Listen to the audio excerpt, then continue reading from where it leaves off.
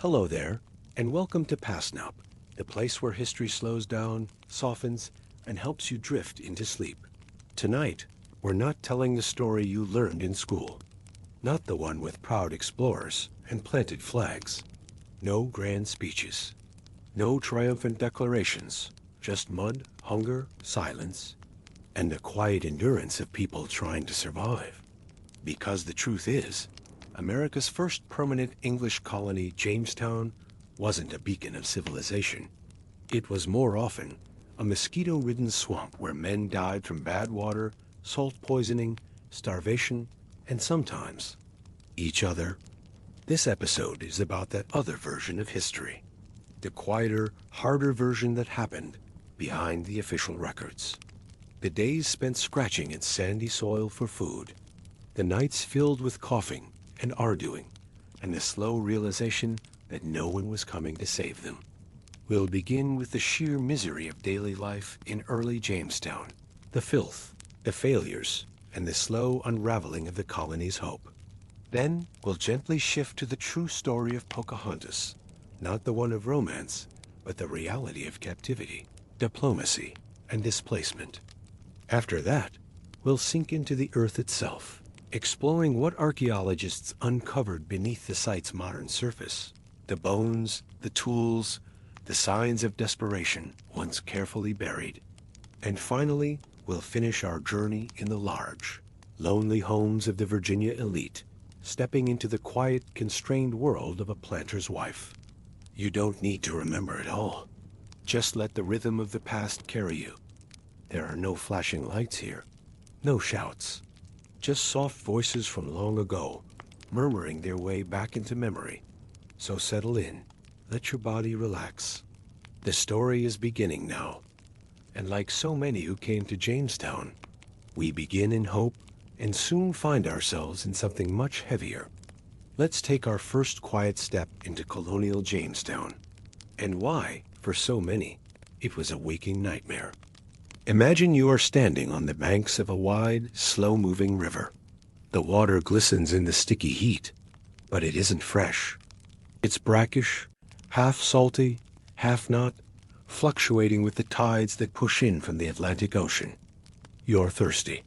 You bend to drink, and it only makes you thirstier. This is where they landed. In May of 1607, about 100 men and boys stepped off the boats of the Virginia Company of London and onto the muddy peninsula that would become Jamestown.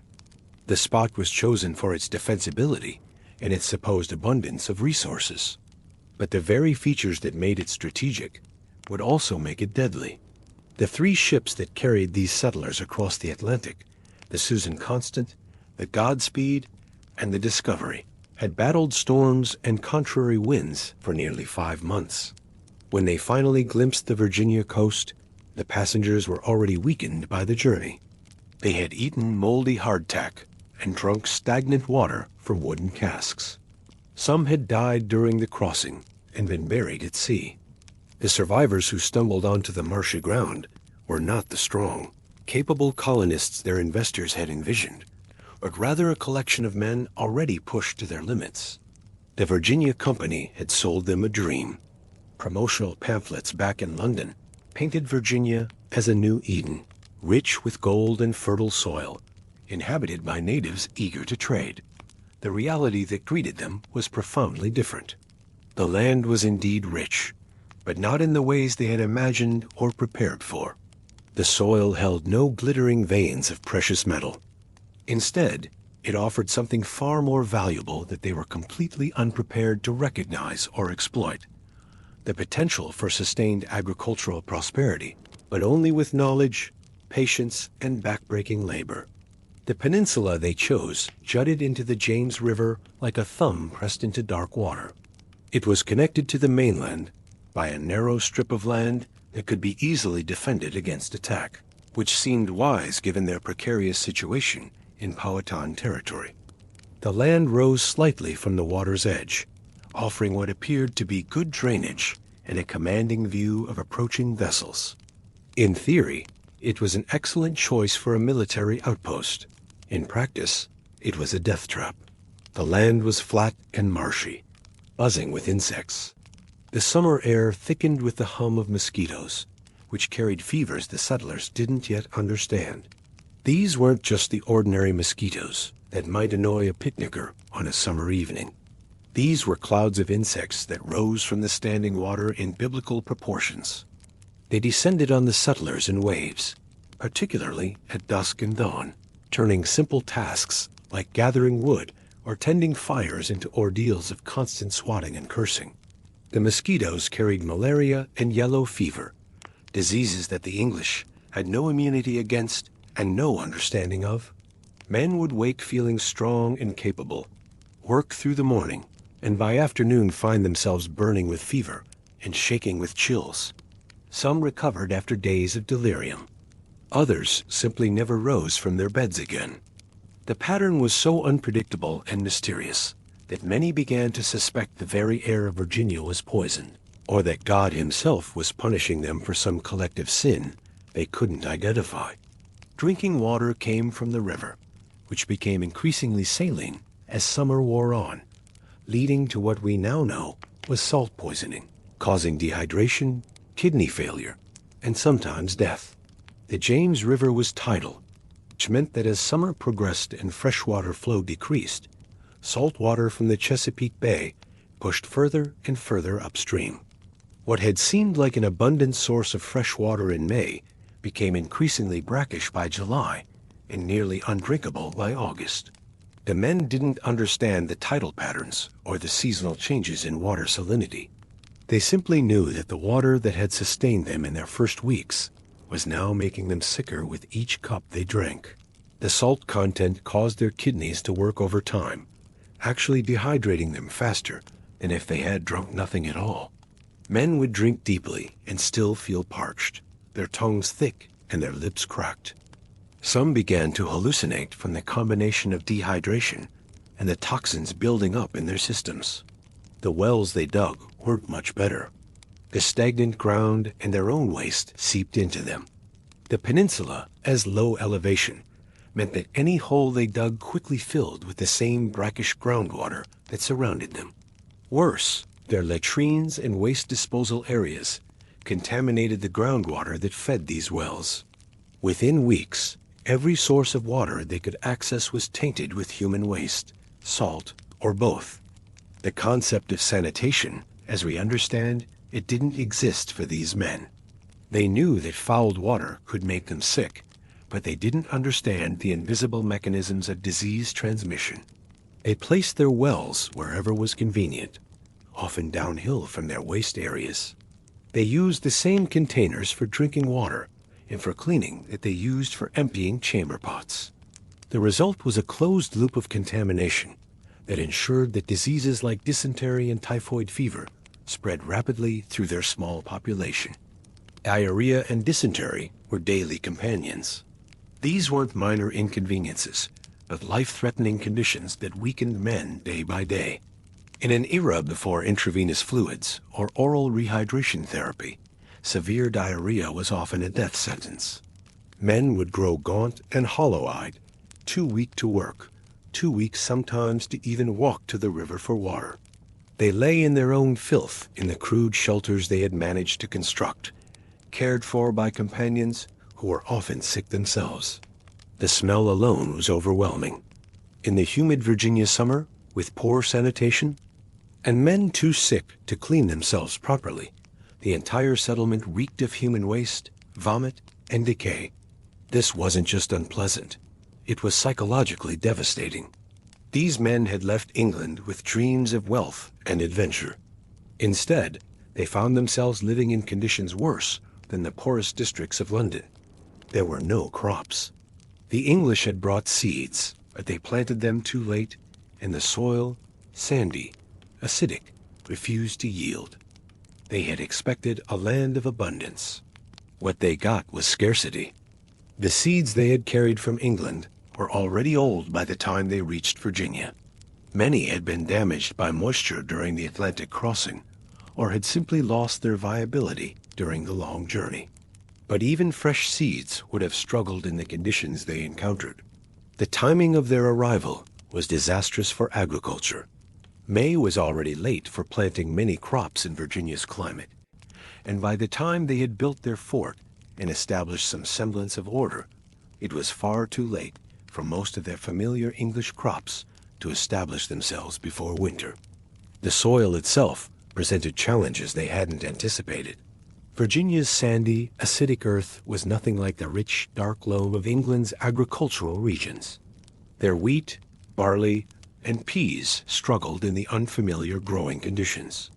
They had no knowledge of which local plants might be edible, or how to cultivate the corn, beans, and squash that the Powhatan people had been growing successfully for generations. Even if they had understood the soil and climate, they lacked the basic tools and knowledge needed for frontier agriculture. Most of the men had never farmed before, and those who were accustomed to the well-established agricultural systems of England, with its generations of accumulated knowledge about local conditions. Here, they were starting from nothing, with poor tools, bad seed, and no understanding of local growing seasons. The few attempts at gardening they managed were quickly destroyed by animals, insects, or weather. Deer wandered through their small plots at night, eating anything green. Insects they had never seen before devoured their seedlings. Summer storms flattened what little managed to grow. By midsummer, it was clear that they would harvest nothing substantial before winter. The men were not farmers. Many were soldiers, artisans, or gentlemen unused to labor.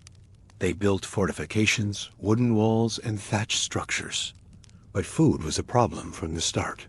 And then, as if in response to their growing weakness, the summer heat exploded into violent storms. The little camp was a soup of mud, bodies, and misery.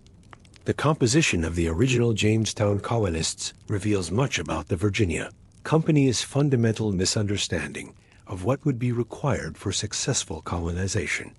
The company had recruited men based on their potential value in a trading post economy, not a subsistence farming community. There were goldsmiths and jewelers, expecting to work with the precious metals they thought they would find.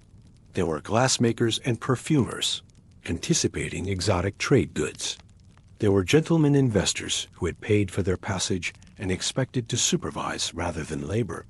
What they desperately needed were farmers, carpenters, blacksmiths, and other practical craftsmen. Instead, they had a collection of specialists whose skills were useless in their current desperate situation. The gentlemen, in particular, were not just unhelpful, but actively problematic. They had been raised to believe that manual labor was beneath their station, and they continued to maintain these attitudes, even as the colony starved around them. Captain John Smith later wrote with bitter sarcasm about these gentlemen who would rather starve than work with their hands. But this wasn't simply aristocratic stubbornness. It represented a fundamental cultural clash between old world social hierarchies and new world necessities. These men had invested their life savings in the Virginia venture, and they had done so with the expectation that their social status would be maintained or even enhanced in the new world. The reality that they might need to dig in the dirt, like common laborers, was not just unpleasant, but represented a complete overturning of their understanding of how the world worked. The soldiers among them were better prepared for hardship, but they were trained for European warfare, not for the kind of guerrilla conflicts they would face with indigenous peoples, and certainly not for the daily grind of survival in an alien environment. Their military discipline was valuable for maintaining order and building fortifications, but it couldn't produce food or cure disease. The artisans at least had practical skills, but their specialties often required materials and tools that were either unavailable or too precious to use for mundane tasks. The blacksmith needed iron and coal, both of which were in short supply. The carpenters needed proper tools and seasoned wood, but they were reduced to working with green timber and makeshift implements. Even their basic building skills were challenged by the unfamiliar materials and climate conditions they encountered. As summer progressed, the heat became oppressive in a way that none of the English colonists had experienced. Virginia's summer humidity was unlike anything in their homeland, and they were poorly equipped to deal with it. Their heavy woolen clothing appropriate for England's cool, damp climate, became instruments of torture in Virginia's sweltering heat. Yet they had no alternatives. Lighter fabrics were luxury items they couldn't afford to waste, and they hadn't anticipated the need for summer clothing appropriate to a subtropical climate. The heat made every task exponentially more difficult. Building work that might have been manageable in England's mild summers became exhausting ordeals that left men dizzy and nauseated. The simple act of maintaining their fires for cooking and protection became a miserable duty that no one wanted to perform. Sleep became nearly impossible during the hottest nights, leaving men exhausted and irritable during the day. Then came the storms. Virginia's summer weather is notoriously volatile. With sudden, violent thunderstorms, it can produce devastating winds, hail, and flooding.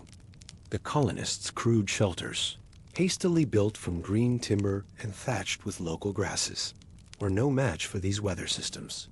Time and again, they would struggle to rebuild structures that had been damaged or destroyed by storms.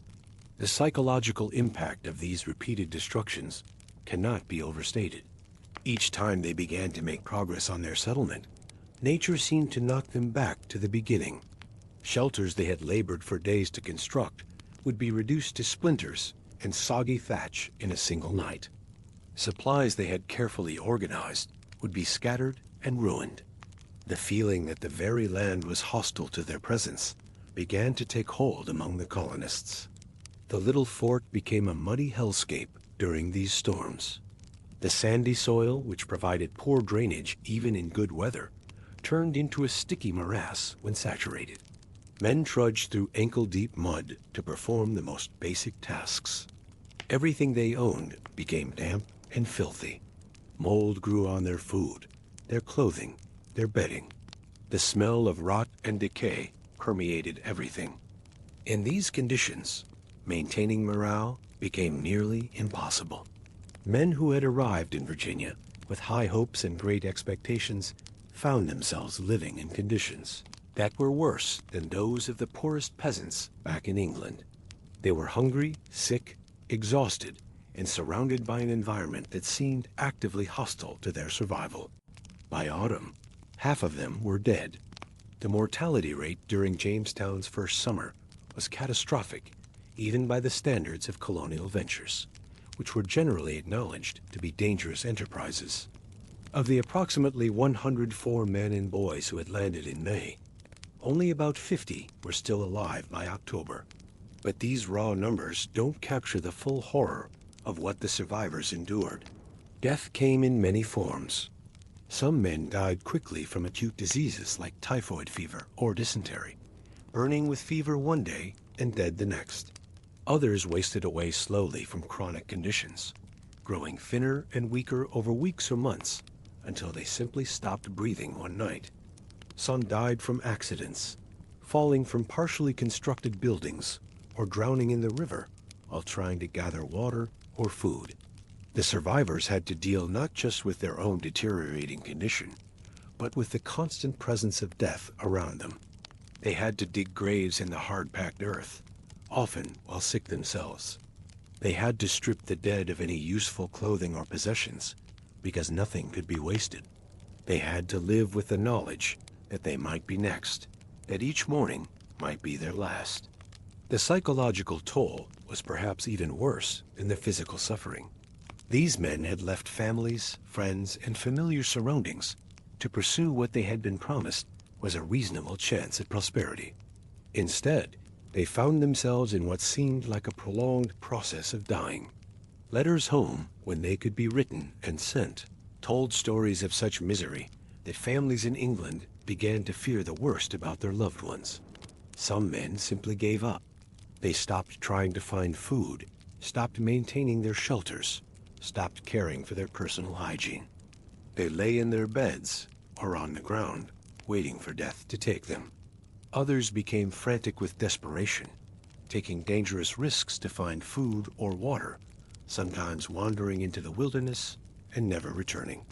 The survivors were forced to confront questions about their own mortality that most people never have to face so directly.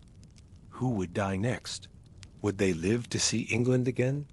Had they made a terrible mistake in coming to Virginia? Were they being punished by God for some sin? The constant proximity to death made every day feel like it might be their last, and this psychological pressure was almost as debilitating as their physical ailments. Leadership was unstable. There were fights, both verbal and physical, over rations, authority, and survival strategies. The colony's first president, Edward Maria Wingfield, was accused of hoarding food and overthrown. Then came John Smith, a controversial figure, practical, stern, and surprisingly competent, though not beloved. He ordered men to work, but not all obeyed. The Virginia Company had established a governing council for the colony, but they had badly underestimated the challenges of maintaining order under such desperate conditions. Edward Maria Wingfield, the colony's first president, had been chosen more for his social standing and investment in the company than for his leadership abilities. He was a gentleman and a soldier, but he had no experience managing a community under siege. As conditions worsened, Wingfield's authority crumbled. He was accused of giving the best food to his friends, while common colonists starved. Whether these accusations were true or not, they reflected the colonists' desperation and their need to find someone to blame for their suffering. In their minds, if men were dying while food remained, then someone must be hoarding it. The idea that there simply wasn't enough food for everyone was too terrible to accept. The removal of Wingfield created as many problems as it solved. The colonists now knew that their leaders could be overthrown, which undermined all subsequent authority. Every decision about rationing, work assignments, or defense could become the subject of factional disputes. Men who were already weakened by hunger and disease spent precious energy on political conflicts that further divided their small community. John Smith's rise to leadership represented a different approach to the crisis, but not necessarily a solution. Smith was undoubtedly more practical and experienced than Wingfield, but he was also more autocratic and demanding. His famous declaration that he who does not work does not eat may have been necessary for survival, but it also created new tensions within the community. Some of the gentlemen colonists deeply resented being ordered to perform manual labor by someone they considered their social inferior. Smith's background was as a soldier and adventurer, not as a nobleman, and his willingness to work alongside common laborers challenged the social hierarchies that many colonists still clung to. His harsh discipline and sarcastic tone made him effective but not beloved. Smith's leadership style also created problems when dealing with the Powhatan people. His aggressive, militaristic approach sometimes secured food and supplies through intimidation, but it also escalated tensions and made peaceful coexistence more difficult. While Smith's methods may have kept the colony alive in the short term, they also set patterns of conflict that would plague English-indigenous relations for decades. The factional disputes within the colony weren't just about personalities or politics. They reflected different visions of what the colony should be and how it should survive. Some colonists wanted to focus on exploration and the search for gold, believing that striking it rich was their best hope for survival. Others wanted to concentrate on agriculture and establishing a sustainable food supply. Still others thought they should abandon the settlement entirely and either return to England or relocate to a more favorable site. These debates consumed time and energy that the colonists couldn't afford to waste, but they were probably inevitable given the desperate circumstances and the lack of clear guidance from the Virginia Company. The colonists were improvising their survival strategies day by day, with no manual or precedent to guide them. Every decision could mean the difference between life and death, which made every disagreement feel existential. One moment that continues to echo from these early days is something now known as the starving time. It came later, in the winter of 1609 to 1610, but its roots were planted in these first failures.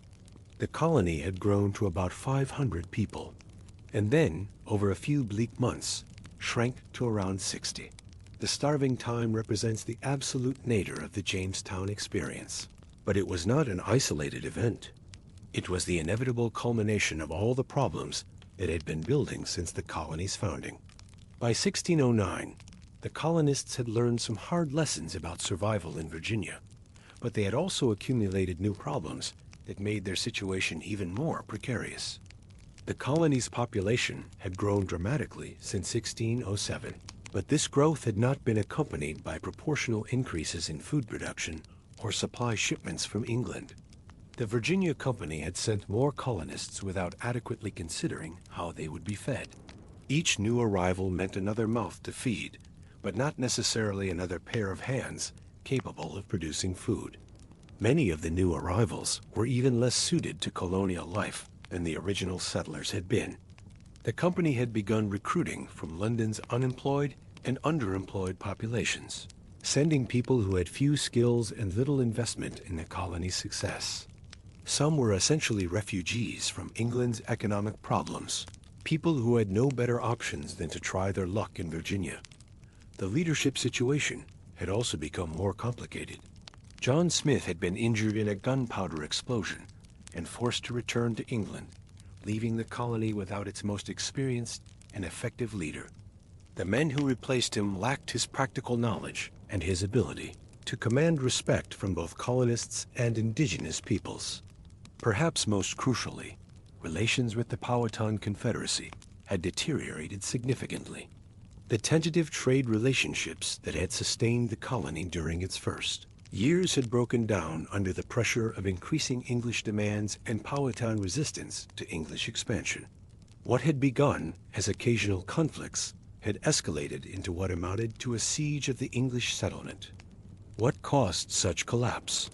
It was a cruel combination of bad harvests, poor leadership, supply ships that never arrived, and increasing tension with the indigenous Powhatan Confederacy. Trade with the Powhatan had begun tentatively, sometimes even generously. But as food became scarce on both sides and trust eroded, violence crept in. The agricultural failures of 1609 were particularly devastating because the colonists had finally begun to achieve some success in farming. They had learned which crops worked best in Virginia's soil and climate, and they had developed better techniques for cultivation. But their hard-won knowledge couldn't protect them from a series of natural disasters that destroyed their crops just as they were becoming self-sufficient. Severe drought conditions during the growing season stunted crop growth and reduced yields dramatically. Then, just as the colonists were preparing to harvest what little had survived the drought, early frost destroyed most of what remained. The timing couldn't have been worse. The colonists had been counting on this harvest to see them through the winter, and its failure left them with virtually no stored food. The supply situation was equally catastrophic. Ships that were supposed to arrive with fresh provisions were delayed, wrecked, or never dispatched at all. The Virginia Company was experiencing financial difficulties of its own, and investors were becoming increasingly reluctant to send good money after bad. Communication across the Atlantic was so slow and unreliable that the colonists had no way of knowing whether help was coming or when it might arrive. The most famous of these supply disasters involved the Sea Venture, the flagship of a relief fleet that was supposed to bring badly needed provisions and new colonists. The ship was wrecked on Bermuda during a hurricane, and its passengers spent nearly a year building new vessels from the wreckage before finally reaching Virginia.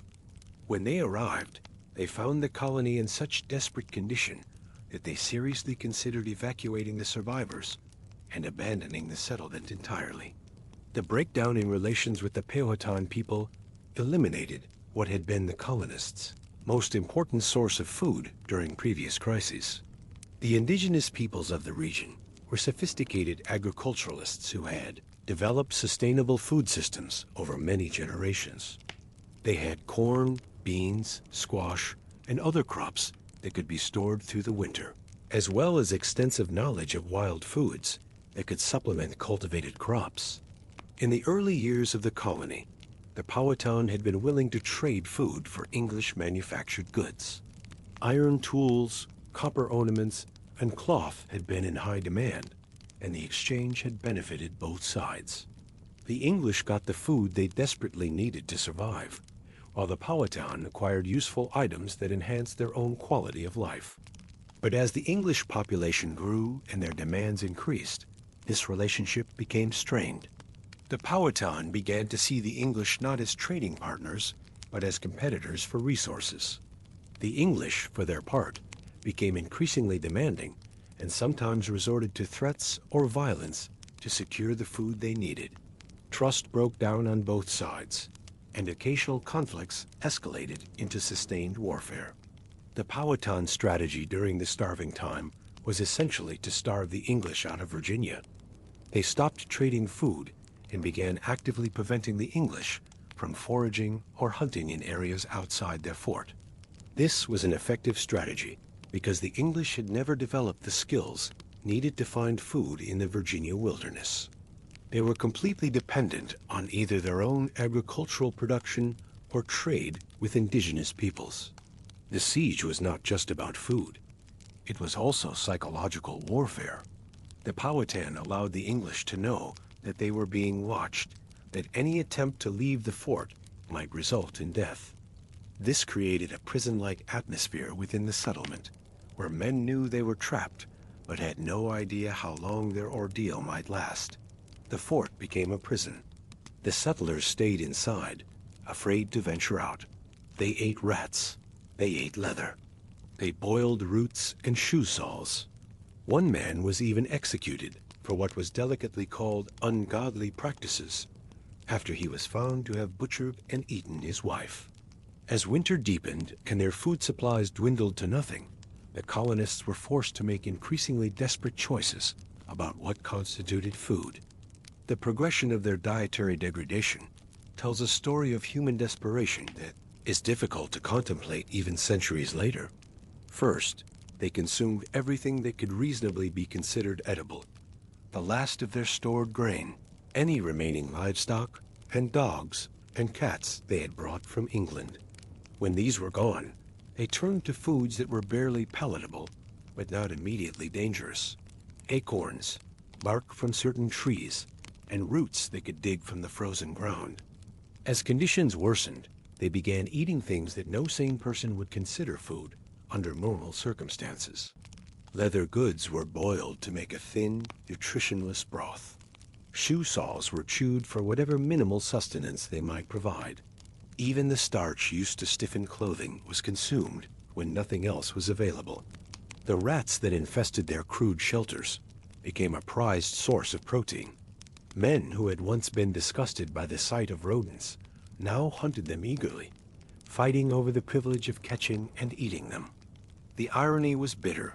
The same unsanitary conditions that had contributed to their diseases now provided their only source of fresh meat. Some colonists became so desperate that they dug up and ate corpses that had been buried earlier in the winter. This cannibalism of the dead was perhaps understandable under the circumstances, but it represented a complete breakdown of the social and religious norms that had previously governed their behavior. Men who had been raised as Christians now violated one of their culture as most fundamental taboos, simply to stay alive another day. The case of the man who killed and cannibalized his wife represents the absolute nadir of the colonial experience. This wasn't just survival cannibalism of someone who had already died. This was murder for food. The fact that the other colonists still had enough strength and social cohesion to execute him for this crime suggests that even in their desperate state, they recognized that some boundaries could not be crossed without losing their humanity entirely. The psychological impact of these dietary choices cannot be overstated. These men had to live with the knowledge of what they had been reduced to, what they had done to survive. Even those who lived through the starving time carried the mental scars of this experience for the rest of their lives. They had seen what human beings were capable when pushed to the absolute limits of endurance. The physical effects of prolonged starvation were equally devastating.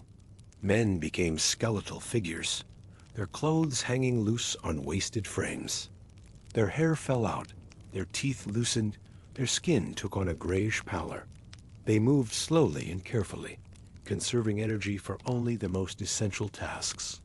Many developed scurvy and other nutritional diseases that caused additional suffering. Sleep became elusive as hunger pains intensified. Men would lie awake at night, their stomachs cramping with emptiness, dreaming of food they had once taken for granted. The psychological torture of constant hunger was almost as unbearable as the physical weakness it produced. We don't need to dwell on the grimmer details. What matters is the emotional landscape, what it must have felt like to wake each day a little hungrier, a little weaker, to hear fewer voices around the fire, to see fewer faces at dawn. The rhythm of their lives was reduced to endurance, nothing more. The daily routine during the starving time became a grim ritual of survival. Men would wake each morning and take inventory. Who had died during the night? What scraps of food, if any, remained? How much longer could they hold out? These weren't philosophical questions, but practical assessments that determined how they would spend their few remaining hours of strength. The social dynamics within the fort became increasingly strained as desperation mounted. Friendships that had sustained men through earlier hardships dissolved under the pressure of competition for food. Men who had shared their rations during better times now hoarded every crumb. Trust disappeared as accusations of theft and hoarding flew back and forth among the survivors. Leadership became nearly impossible under these conditions. How could anyone maintain authority when they had no food to distribute, no hope to offer, no plan for survival beyond waiting for death or rescue? The normal social hierarchies that had governed English society were meaningless when everyone was equally close to starvation. Religious faith, which had been a source of comfort for many colonists during earlier hardships, was severely tested during the starving time. How could a just God allow such suffering? Were they being punished for their sins, or were they simply victims of circumstances beyond anyone's control? Some men found solace in prayer and scripture, while others lost their faith entirely.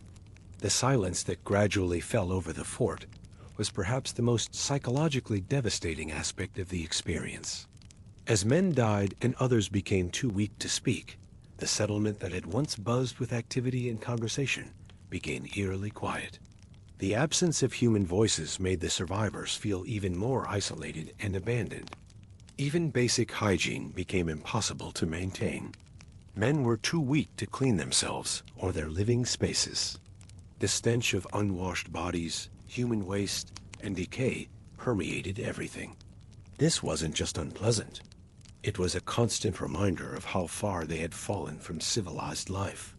The cold of the Virginia winter added another layer of misery to their ordeal. Their crude shelters provided little protection from the elements, and they lacked adequate fuel to maintain fires. Men huddled together for warmth, but even this basic comfort became difficult as their numbers dwindled and their strength failed. Time seemed to slow during the worst of the starving time. Days felt like weeks, weeks like months. The survivors had no idea how long their ordeal would last or whether rescue would ever come. This uncertainty was almost as torturous as the physical hardships they endured. And yet, somehow, they endured. When the supply ship finally arrived in 1610, the survivors were skeletal, barely moving. The plan was to abandon the settlement and sail back to England. But a new governor, Lord de la Ware, met them on the river, turned them around, and ordered them back to the ruined colony. Jamestown would not die. Not yet. The arrival of the relief expedition in the spring of 1610 was both salvation and profound shock. The rescuers had expected to find a thriving colony, or at least a recognizable community. Instead, they discovered what appeared to be a charnel house populated by walking skeletons. The contrast between their expectations and the reality they encountered was so stark that some of the new arrivals initially believed they had discovered the wrong settlement. The survivors themselves could hardly believe that rescue had finally come. After months of waiting and watching their companions die, many had given up hope entirely. The sight of healthy, well-fed Englishmen seemed almost supernatural to men who had been reduced to eating shoe leather and tree bark. But the rescue was complicated by the condition of both the survivors and the settlement itself. The fort was in ruins, the buildings barely habitable, the defenses worthless. The survivors were so weak that many could barely walk, let alone perform the labor needed to rebuild their community. The rescuers faced a choice: evacuate the remaining colonists and admit defeat, or somehow find the resources to start over from almost nothing. The decision to evacuate seemed both logical and merciful. The colony had clearly failed, and the cost in human life had been catastrophic. Virginia Company's investment had been lost, and there seemed little reason to believe that future attempts would be more successful. Loading the survivors aboard ship and sailing back to England would at least save the lives of those who had managed to survive the ordeal. The evacuation began with a sense of defeat, but also relief. The survivors gathered what few possessions they still owned and prepared to leave Virginia forever. Some were eager to escape the sight of so much suffering, while others felt a complicated mix of emotions about abandoning the graves of their companions and the dreams that had brought them to the New World. But fate intervened in the form of Lord Delaware and a new relief expedition. As the evacuation ships made their way down the James River toward the Chesapeake Bay, they encountered the new governor and his fleet coming up the river with fresh supplies and new colonists. This chance meeting changed the course of American history. Delaware's decision to turn the evacuation ships around and order the colonists back to Jamestown was both pragmatic and symbolic. From a practical standpoint, he had been sent to govern a colony, and he couldn't do that if the colony ceased to exist. But symbolically, his decision represented a refusal to admit defeat, a determination that English colonization of North America would continue despite the terrible costs. The return to Jamestown must have been emotionally devastating for the survivors. They had already said goodbye to Virginia and begun to imagine themselves back in England. Now they were forced to return to the site of their trauma and begin the work of rebuilding from ruins. The psychological impact of this reversal can hardly be imagined. Delaware brought with him not just supplies and new colonists, but also new strategies for survival. He had learned from the mistakes of his predecessors and was determined to establish the colony on a more sustainable foundation. His arrival marked the end of the starving time, but not the end of Jamestown's struggles. As we settle into the silence of this failed beginning, we begin to sense the pattern that would shape colonial America. Not an easy conquest, but a desperate improvisation. A land not tamed, but endured. And now, with the shadows of those first settlers around us, we turn toward another figure who shaped these early years, though not as myth would tell it. The story of Jamestown's early years reveals something profound about the nature of European colonization in North America. This was not the triumphant expansion of civilization into wilderness that later American mythology would celebrate.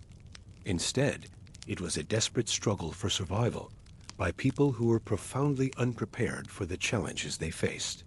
The colonists who landed at Jamestown in 1607 carried with them assumptions about how the world worked that proved to be dangerously wrong in their new environment. They expected to find gold and other valuable resources that could be easily exploited.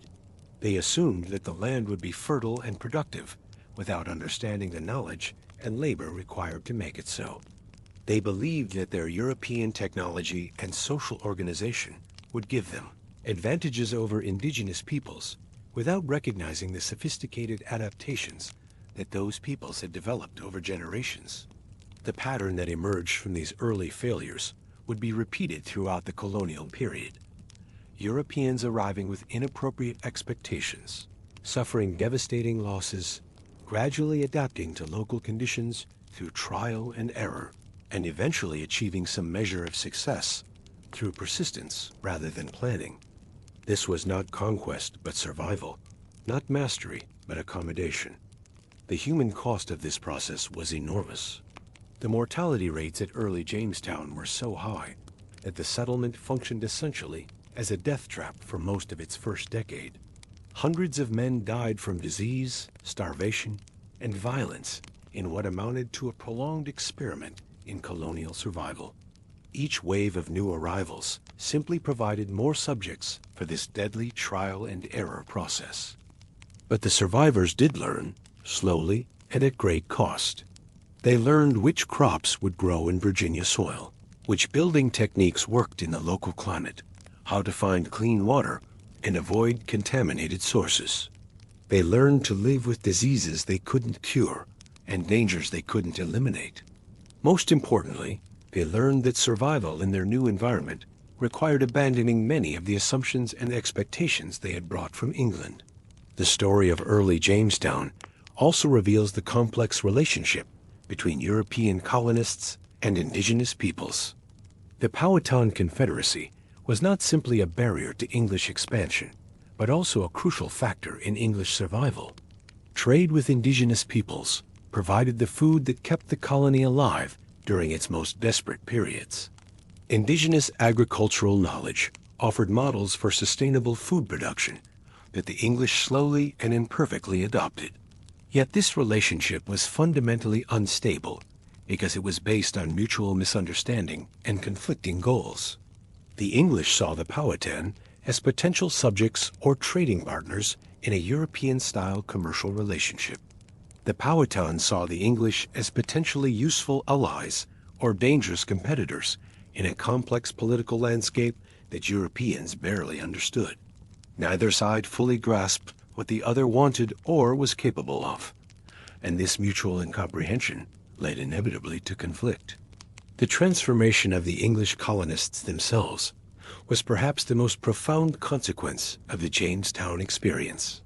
The men who survived the starving time were not the same people who had arrived full of hope and ambition in 1607. They had been fundamentally changed by their ordeal, hardened by suffering, and stripped of illusions about the ease of colonial life. They had learned to value things they had previously taken for granted: adequate food, clean water, shelter from the elements, the simple comfort of waking up alive another day. These survivors became the foundation upon which a more sustainable colony was eventually built. Their hard-won knowledge of local conditions, their understanding of what worked and what didn't, their awareness of the constant dangers that surrounded them, made them better suited to colonial life than the fresh arrivals who continued to come from England.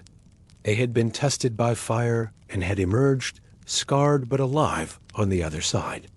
The psychological impact of the early Jamestown experience extended far beyond the individuals who lived through it. The stories of suffering and survival that emerged from Virginia shaped English perceptions of colonial life for generations. Potential colonists learned that the New World was not a paradise waiting to be plucked, but a dangerous frontier that demanded everything a person could give and offered no guarantees in return. This knowledge created a different kind of colonist in subsequent waves of settlement. People who came to America after hearing the Jamestown stories were often more realistic about the challenges they would face, better prepared for hardship, and more committed to the long-term work of building sustainable communities. The failure and near collapse of Jamestown paradoxically made later colonial success more likely by destroying dangerous illusions about the ease of American colonization. The environmental lessons of early Jamestown were equally important for the future of English colonization. The colonists learned that European agricultural techniques and crop varieties were not automatically superior to indigenous practices. They began to adopt corn, beans, and squash as staple crops, not because they preferred them to European grains, but because these crops were better adapted to local conditions and more reliable sources of food. They also learned about the importance of location in colonial settlement. The site chosen for Jamestown was defensible, but ultimately unsuitable for a large permanent settlement. Future colonies would pay more attention to access to clean water, good agricultural land, and healthy environmental conditions. The mistakes made at Jamestown became lessons that informed better choices elsewhere. The economic implications of the Jamestown experience were profound as well. The Virginia Company's investment in the colony was largely lost, but the lessons learned about colonial economics proved valuable. The search for gold and other quick profits gave way to more sustainable economic activities like tobacco cultivation, which eventually made Virginia profitable. The company's failure led to new models of colonial financing and governance that were more realistic about the costs and timelines involved in successful colonization. The social dynamics revealed at Jamestown also influenced the development of colonial society. The breakdown of traditional English class distinctions under frontier conditions became a recurring theme in American colonial life. The recognition that survival often depended more on practical skills than on social status contributed to the development of a more egalitarian colonial culture, though this process was gradual and incomplete. The religious implications of the Jamestown experience were complex and lasting. For some survivors, their ordeal strengthened their faith by convincing them that divine providence had preserved them through impossible circumstances. For others, the suffering they witnessed and endured raised difficult questions about divine justice and the nature of God's plan for the New World. These theological tensions would play out in various ways throughout the colonial period. The military lessons of Jamestown were also significant. The colonists learned that European military techniques were not always effective against indigenous warfare tactics. They had to develop new strategies for defense and offense that took into account the realities of frontier conflict. The experience of being under siege taught them the importance of self-sufficiency and the dangers of depending too heavily on external supply lines. Perhaps most importantly, the Jamestown experience established patterns of resilience and adaptation that would characterize American colonial culture. The colonists learned to expect hardship, to prepare for the worst, and to persevere through circumstances that would have seemed impossible to endure. This psychological toughness became a defining characteristic of frontier society and contributed to the eventual success of English colonization in North America. The story of early Jamestown thus becomes not just a tale of suffering and survival, but a founding myth of American tenacity. It established the idea that Americans were people who could endure anything, who could adapt any circumstances, who could build something from nothing through sheer determination and hard work. This mythology would prove both inspiring and dangerous in later American history, but its roots can be traced back to the Muddy Peninsula, where a few dozen starving Englishmen refused to give up and die. The shadows of those first settlers do indeed linger over the American experience. Their ghosts haunt every subsequent story of pioneers and frontiersmen, of immigrants and entrepreneurs, of anyone who has ever left behind everything familiar to chase a dream in an unknown land. Their suffering validates every later hardship. Their persistence justifies every act of determination. Their eventual success promises that any ordeal can be overcome with enough effort and time. But their story also contains warnings that later generations of Americans would often ignore. The dangers of unrealistic expectations, the importance of understanding local conditions, the need for cooperation rather than competition, the value of learning from indigenous peoples rather than dismissing their knowledge. These lessons from Jamestown were learned at terrible cost, but often forgotten when they were most needed. As we move forward from this tale of desperate survival, we begin to see how the harsh realities of colonial life would shape not just the individuals who lived through them, but the entire culture that emerged from this crucible. The men who survived the starving time were forever changed by their experience, and their transformation would influence everything that followed in American colonial development. Let's gently shift our gaze to Pocahontas. Here, in the aftermath of Jamestown's darkest hour, another story begins to unfold. While the English colonists were learning the hard lessons of survival, another drama was playing out that would become even more mythologized in American memory. But like the story of Jamestown itself, The true tale of Pocahontas bears little resemblance to the legend that would grow up around it. She was born into a world that was already changing, a world where her people had been watching strange ships appear on the horizon and wondering what these pale visitors might mean for their ancient ways of life.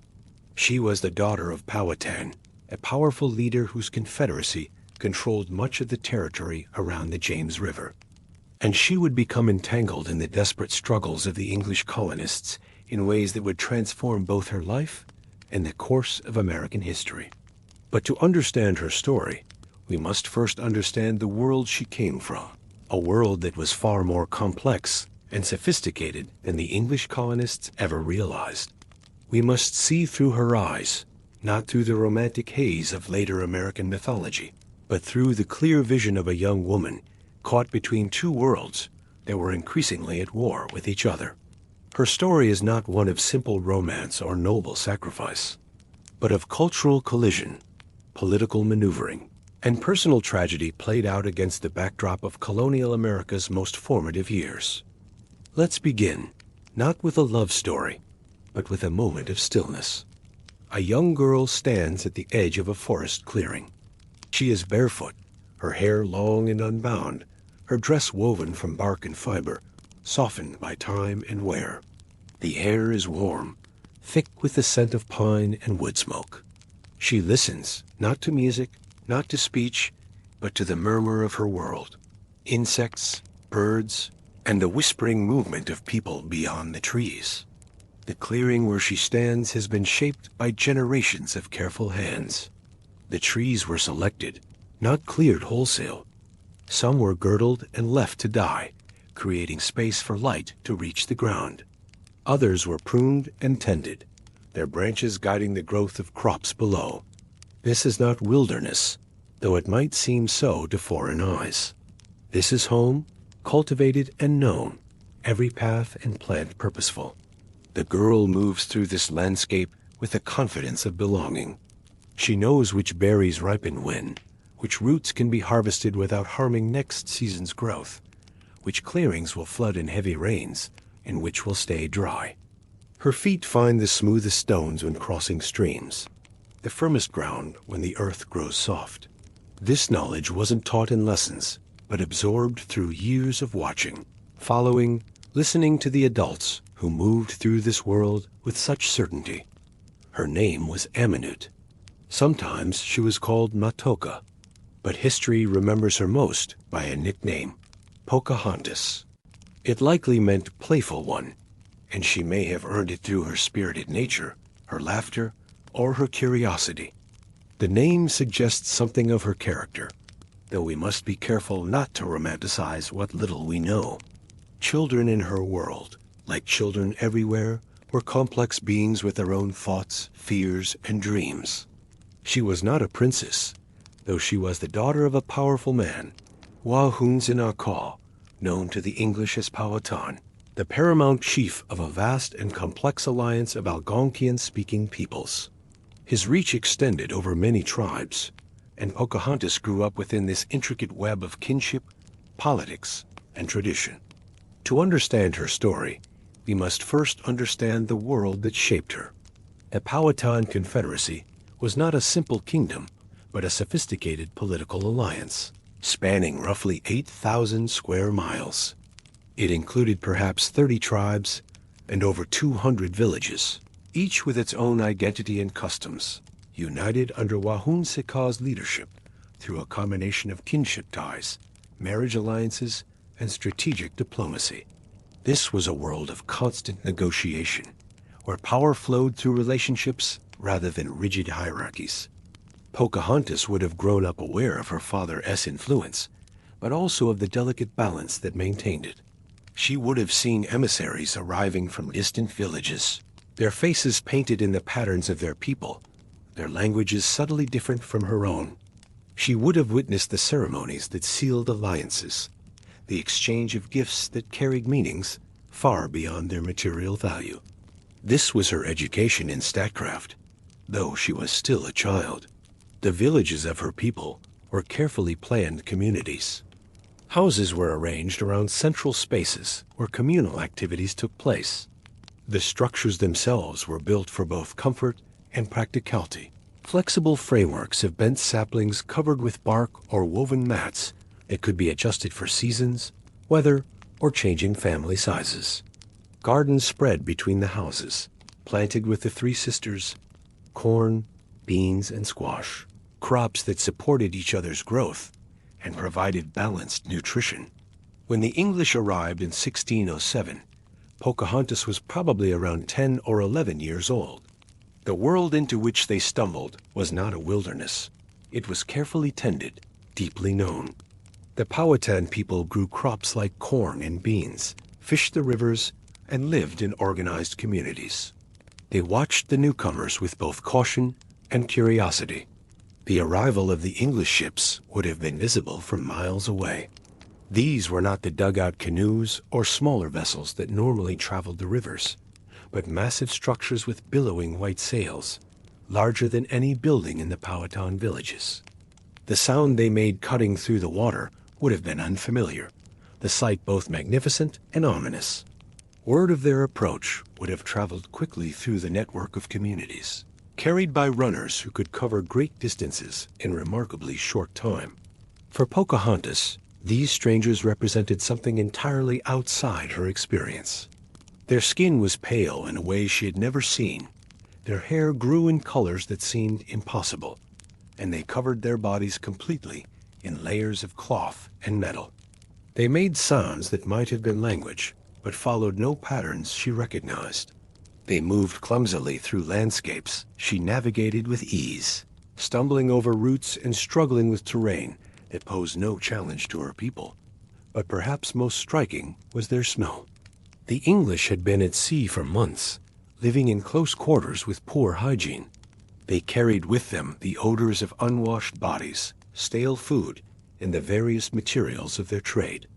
To people accustomed to bathing regularly in clean rivers, and whose clothes were made from natural materials that breathed with their bodies, the English must have been assaulting to the senses.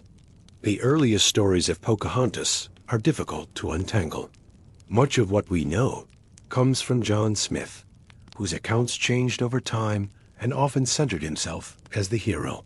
He claimed that Pocahontas saved his life in a dramatic scene where she threw herself upon him, pleading with her father to spare him. But many historians believe this account was likely exaggerated, misunderstood, or possibly even fabricated.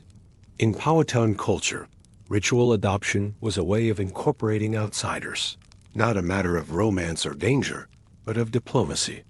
Smith's story, as he eventually told it, has all the elements of European adventure tales. The brave explorer, the savage king, the noble daughter who recognizes virtue in the stranger and risks everything to save him.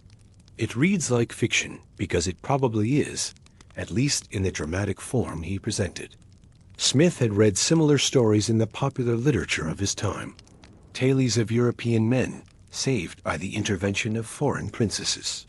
When he wrote his account years later, seeking to enhance his reputation and promote further colonization, he may have borrowed these familiar narrative elements to make his experiences seem more heroic and romantic. What likely happened, if anything resembling Smith's story occurred at all, was a ceremony of adoption or alliance. The Powhatan people had established protocols for incorporating outsiders into their communities when it served diplomatic purposes. Such ceremonies might involve symbolic threats, followed by protection, representing the transition from enemy to family member. A young person, particularly a daughter of the chief, might play a role in such a ritual, not as a love-struck girl, but as a participant in a carefully choreographed diplomatic performance. Pocahontas, if she was present at all, would have been following her father's instructions, playing a part assigned to her in a larger political strategy. The English, unfamiliar with these customs, and perhaps eager to see themselves as the heroes of their own adventure stories, might have misinterpreted a formal ceremony as a personal intervention on behalf of individual virtue. What's more reliable is the role Pocahontas played as a symbol and as a bridge between worlds. She was seen at Jamestown several times in the early years, often bringing food or messages. It's possible that, as a child, she was sent deliberately to establish peaceful contact. Less threatening, more charming, and perhaps genuinely curious herself. These visits were likely part of a careful diplomatic strategy. Children make excellent ambassadors in tense situations. They appear harmless, can observe without seeming to spy, and often disarm suspicion through their apparent innocence. Pocahontas would have been an ideal choice for such missions. As the daughter of Wahunsenakaw, she carried the authority of her father's position. As a child, she posed no obvious threat. And as an intelligent, observant young person, she could gather valuable information about these strange newcomers and their struggling settlement. During these early visits, Pocahontas would have seen Jamestown in its most desperate state. The colonists were dying of disease, starvation, and exposure. Their supplies were inadequate, their skills ill-suited to their new environment, and their leadership often ineffective or corrupt. They lived in constant fear of attack, yet they were barely capable of defending themselves. Their fort was poorly constructed, their weapons often broken or lacking ammunition, and their morale continuously low. To a child from a thriving, well-organized community, the English settlement must have seemed pitifully chaotic. These adults, who claimed to come from a great civilization across the ocean, could not build proper houses, could not grow adequate food, and could not maintain the basic cleanliness and order that characterized even the smallest Powhatan village. They begged for corn and meat like hungry children, yet they possessed metal tools and weapons that the Powhatan people found fascinating and useful. The food that Pocahontas brought was not charity, but part of a complex economic and political relationship. The Powhatan people traded their surplus agricultural products for European manufactured goods, particularly metal tools, weapons, and decorative items. These exchanges were regulated by protocols of reciprocity and alliance. When Pocahontas arrived with baskets of corn or dried fish, she was not simply being generous, but fulfilling her people's part of carefully negotiated agreements. But the relationship between the settlers and the Powhatan Confederacy was never stable. Periods of trade and cooperation gave way to suspicion and violence. As Jamestown struggled, it demanded more. And when demands weren't met, raids followed. The English misunderstood the nature of Powhatan society and politics. They assumed that Wahunsenakaw, whom they called Powhatan, was an absolute monarch who could command all the tribes under his influence to provide whatever the colonists needed. In reality, his authority depended on maintaining delicate balances among semi-autonomous communities, each with their own interests and concerns. When the English demanded more corn than the alliance could provide without threatening their own food security, or when they demanded exclusive trading rights that would disrupt established economic relationships, they were asking for things that no leader could deliver without undermining his own power. The violence that periodically erupted was often the result of these misunderstandings. The English would make demands that seemed reasonable to them, but were impossible within the structure of Powhatan society. When these demands were not met, they interpreted the refusal as betrayal or hostility rather than political impossibility. Their responses, typically involving raids on outlying villages or the seizure of stored grain, seemed to them like justified enforcement of agreements, but they struck the Powhatan people as unprovoked attacks on innocent communities. Pocahontas, as she grew older, would have become increasingly aware of these tensions. The visits to Jamestown that might have been adventures when she was a small child would have taken on darker undertones as she reached adolescence. She would have seen the suspicion in the eyes of both peoples, felt the weight of expectation that came with her role as a diplomatic bridge, and understood that her position between the two worlds was becoming more precarious as those worlds moved toward conflict. By the time Pocahontas reached her teens, the tension had hardened. She vanished from English accounts for several years. During this time, she likely married a warrior from her tribe and settled into adulthood, far from the world of ships and strange clothing. This period of her life which lasted several years, represents her longest span of apparent normalcy. Free from the scrutiny of English observers, she could live according to the customs and expectations of her own people. Marriage in Powhatan society was not simply a romantic partnership, but a complex social arrangement that created or strengthened bonds between families and communities. A young woman of her status would have been expected to marry strategically, her choice of husband reflecting not only personal preference, but also political considerations. The warrior she married, whose name has not survived in historical records, would have been chosen or approved by her father, with careful attention to the alliances such a union would create or strengthen. He might have been from her own community, or from another tribe within the Confederacy, depending on what diplomatic advantages the marriage might provide. The wedding itself would have been a significant ceremonial event, marking not just the union of two individuals, but the formal joining of their extended families and communities. As a married woman, Pocahontas would have taken on new responsibilities and gained new status within her society. She would have been expected to establish her own household, to master the skills of agriculture and food processing that sustained her people, and to begin bearing children who would continue her lineage. This was a life very different from the diplomatic missions of her childhood, focused on the immediate, practical concerns of daily survival and community maintenance, rather than the grand politics of intercultural relations. During these years, the situation between the English and the Powhatan Confederacy continued to deteriorate. The colonists, no longer the desperate, dying strangers they had been in the early years, had grown more demanding and more aggressive. Their population was increasing, their settlements expanding, and their appetite for land growing beyond what the original agreements had envisioned. They began to act less like supplicants seeking aid and more like conquerors claiming territory. The Powhatan people, meanwhile, had learned more about English intentions and capabilities. The initial curiosity about these strange visitors had given way to concerns about their long-term impact on Powhatan society. The English seemed to have unlimited numbers of potential settlers, access to increasingly sophisticated weapons, and little respect for the territorial boundaries and resource-sharing agreements that governed relationships among indigenous communities. What had begun as a manageable relationship with a small group of struggling foreigners was evolving into something that threatened the very foundations of Powhatan civilization. Then, in 1613, something irreversible happened. Pocahontas was kidnapped by the English during a tense campaign against her people. She was taken aboard a ship and held for ransom.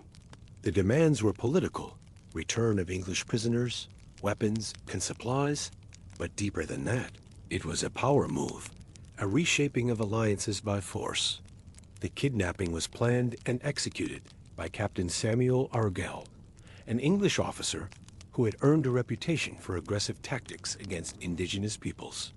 He lured Pocahontas aboard his ship through deception, using a Potomac chief and his wife as intermediaries, who convinced her that she was being invited for a social visit. Once she was on the vessel, Argall revealed his true intentions and sailed for Jamestown with his valuable prisoner. This act represented a fundamental shift in English strategy toward the Powhatan Confederacy. Rather than continuing to negotiate as relative equals, seeking accommodation and mutual benefit, the colonists had decided to use force and coercion to achieve their objectives. The kidnapping of Pocahontas was intended to demonstrate English power and to provide leverage in future negotiations. It sent a clear message that no one, regardless of their status within Powhatan society, was beyond English reach. For Pocahontas, the moment of capture must have been terrifying and disorienting. She had been betrayed by people she trusted, taken from her familiar world by force, and delivered into the hands of individuals she had known since childhood, but who were now treating her as an enemy. The ship that carried her to Jamestown would have felt like a prison, its cramped quarters, strange smells, and constant motion, unlike anything she had experienced before. The psychological impact of this betrayal cannot be overstated. Pocahontas had spent years serving as a bridge between cultures, building relationships based on trust and mutual respect.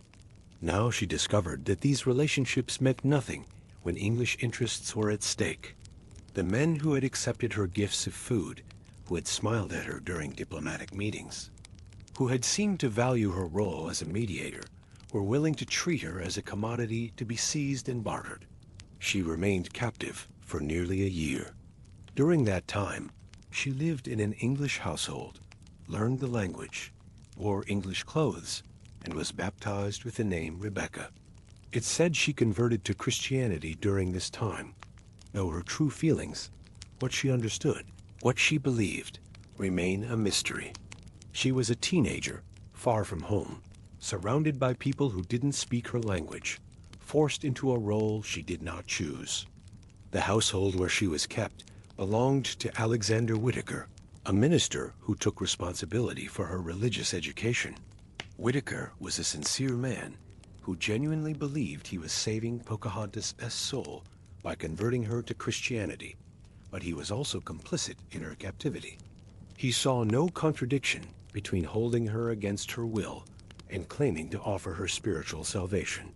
In his letters, he wrote about her conversion with satisfaction, describing her as an apt pupil who embraced Christian doctrine with enthusiasm.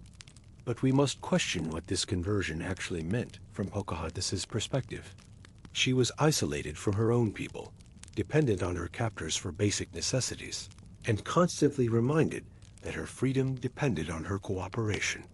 In such circumstances, religious conversion might represent genuine spiritual conviction, strategic adaptation to circumstances, or simply the response of a traumatized young person seeking any form of security and acceptance available to her.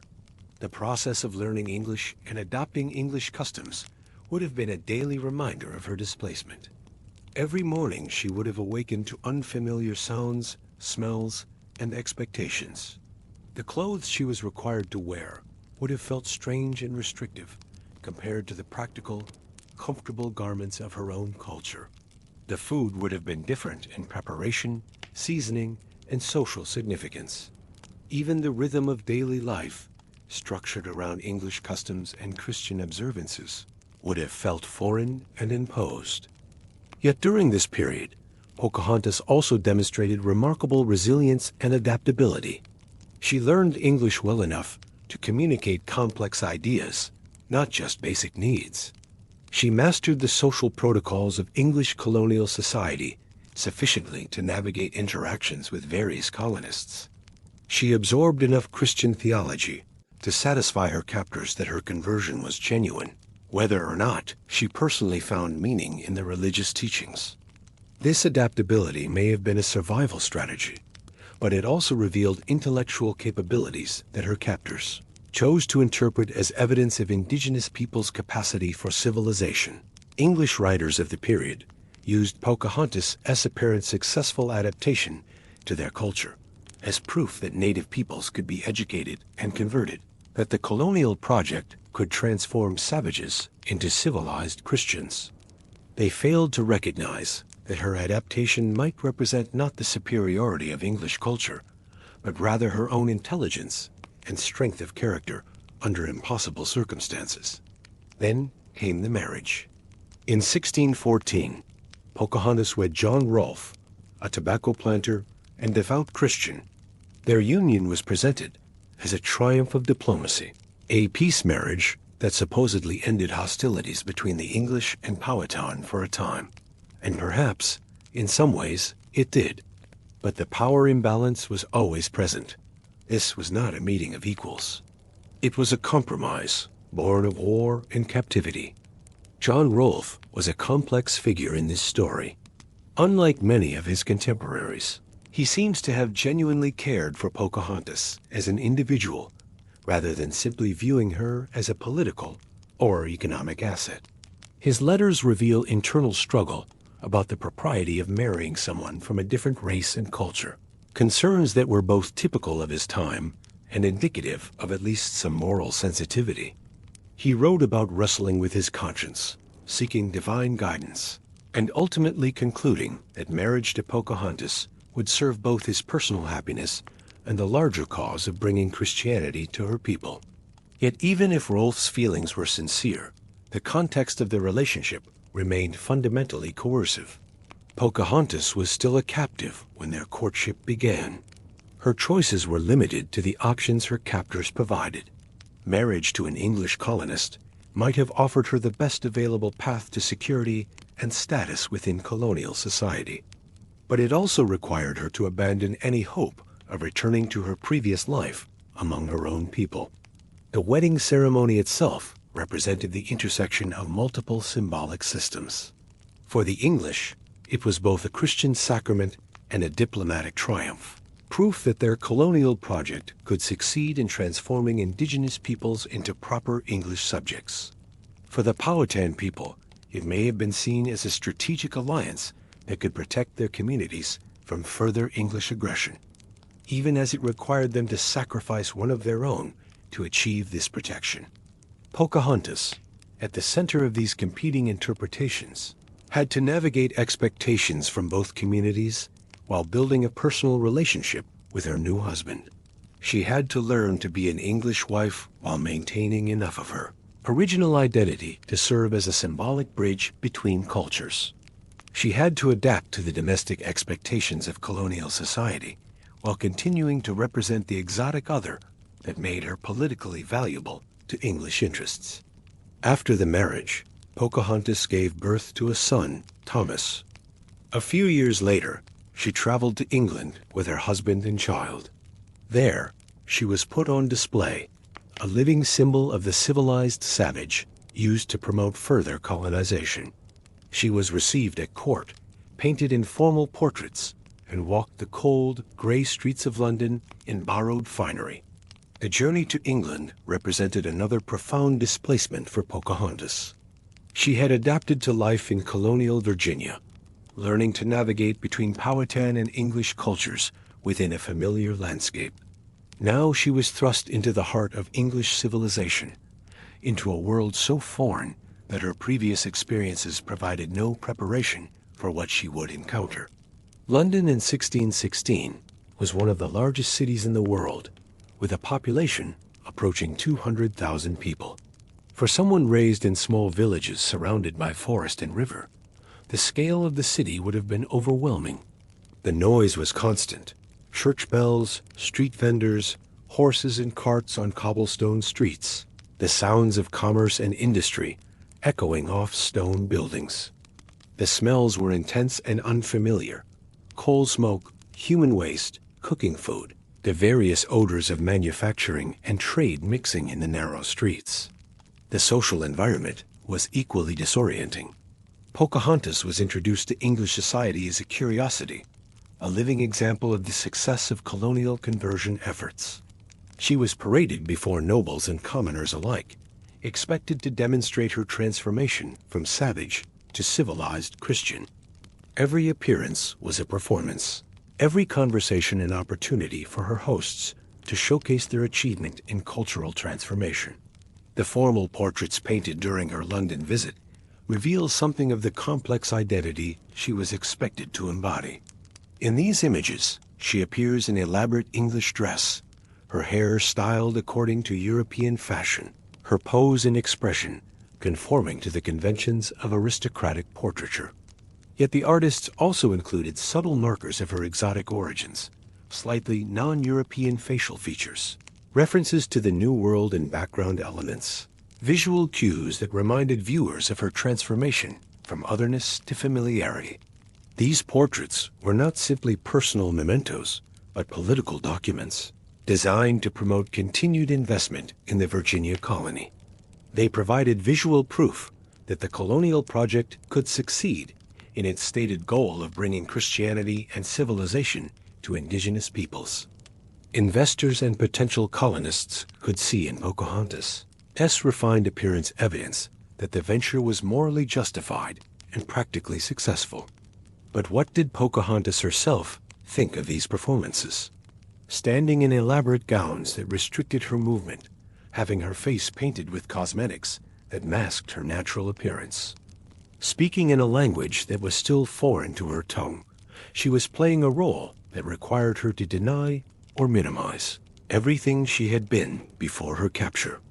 The very success of her performance depended on her ability to convincingly present herself as grateful for her transformation, pleased to have been rescued from her former savage state. We can imagine what that must have felt like. The weight of woolen skirts, the language all around her, unfamiliar, never quiet. A clamor of horses, bells, and street cries. Like something between admiration and spectacle. The physical discomfort of English fashion would have been a constant reminder of her displacement. The stays and bodices that shaped her silhouette, according to English standards of feminine beauty, would have felt like armor, restrictive and unnatural. The layers of petticoats and stockings, the tight-fitting shoes, the elaborate headdresses, all of these elements of proper English dress would have made simple movement difficult and natural gesture impossible. The food, too, would have been a daily challenge. English cuisine of the period relied heavily on preserved meats, bread, dairy products, and ale, all quite different from the fresh vegetables, game, and fish that had formed the basis of her childhood diet. The spices and cooking methods were foreign, the meal times and social customs around eating unlike anything she had experienced. Even the basic act of nourishment became another form of displacement. The climate added another layer of difficulty. London's damp, gray winters would have been unlike anything she had experienced in Virginia. The cold penetrated differently. The lack of sunlight would have affected her mood and energy, and the quality of the air, thick with coal smoke and urban pollution. Yet perhaps most challenging was the constant social performance her presence required. Every public appearance demanded that she embody the narrative of successful conversion and transformation. She could not express homesickness without undermining the story of her grateful rescue from savagery. She could not display any preference for her original culture without suggesting that English civilization was not, in fact, superior in all respects.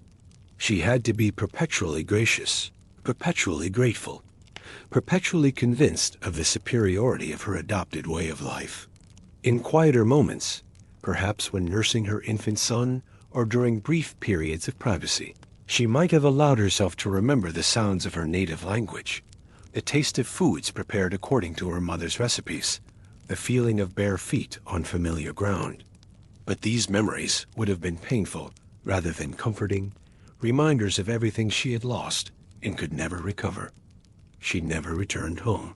In 1617, just as she was preparing to board a ship back to Virginia, Pocahontas became ill, possibly from tuberculosis or pneumonia, and died.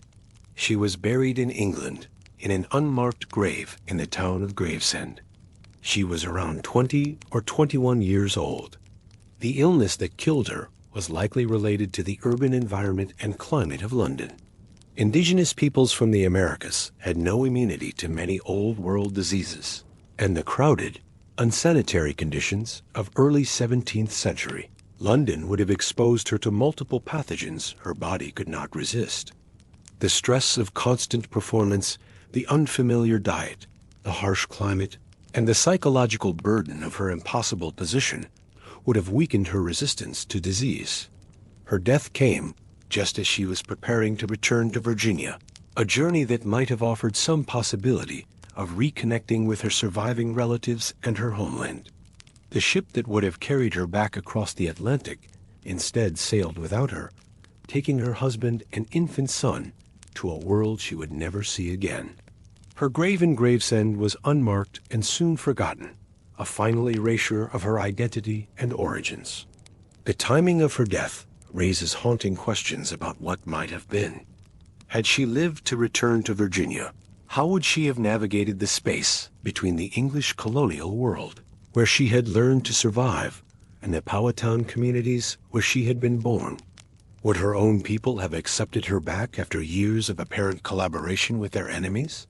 Would the English have continued to use her as a diplomatic bridge, or would her usefulness have diminished once she was no longer a novelty? Her story is not a fairy tale. It is not a romance. It is a quiet tragedy, a life shaped by forces much larger than herself.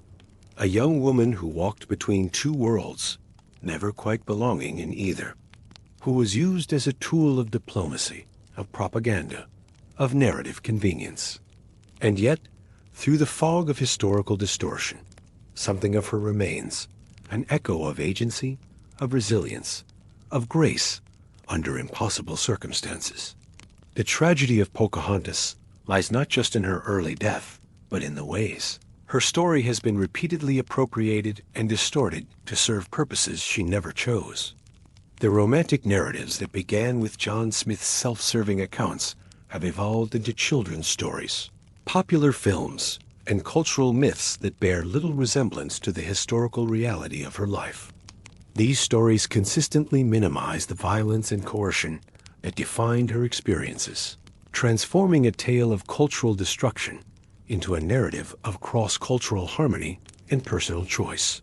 Yet within the documented facts of her life, we can glimpse moments of genuine agency and resistance.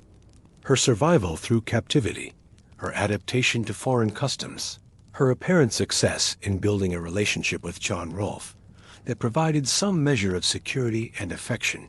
These achievements, however constrained by circumstances, represent acts of will and intelligence. She found ways to preserve something of herself, even while conforming to the expectations of her captors and adopters. The resilience she demonstrated becomes even more remarkable when we consider her youth. She was still a teenager when kidnapped, barely into her 20s when she died. The pressures and challenges she faced would have tested the resources of a much older and more experienced person. That she managed not only to survive, but to maintain some measure of dignity and agency speaks to extraordinary strength of character.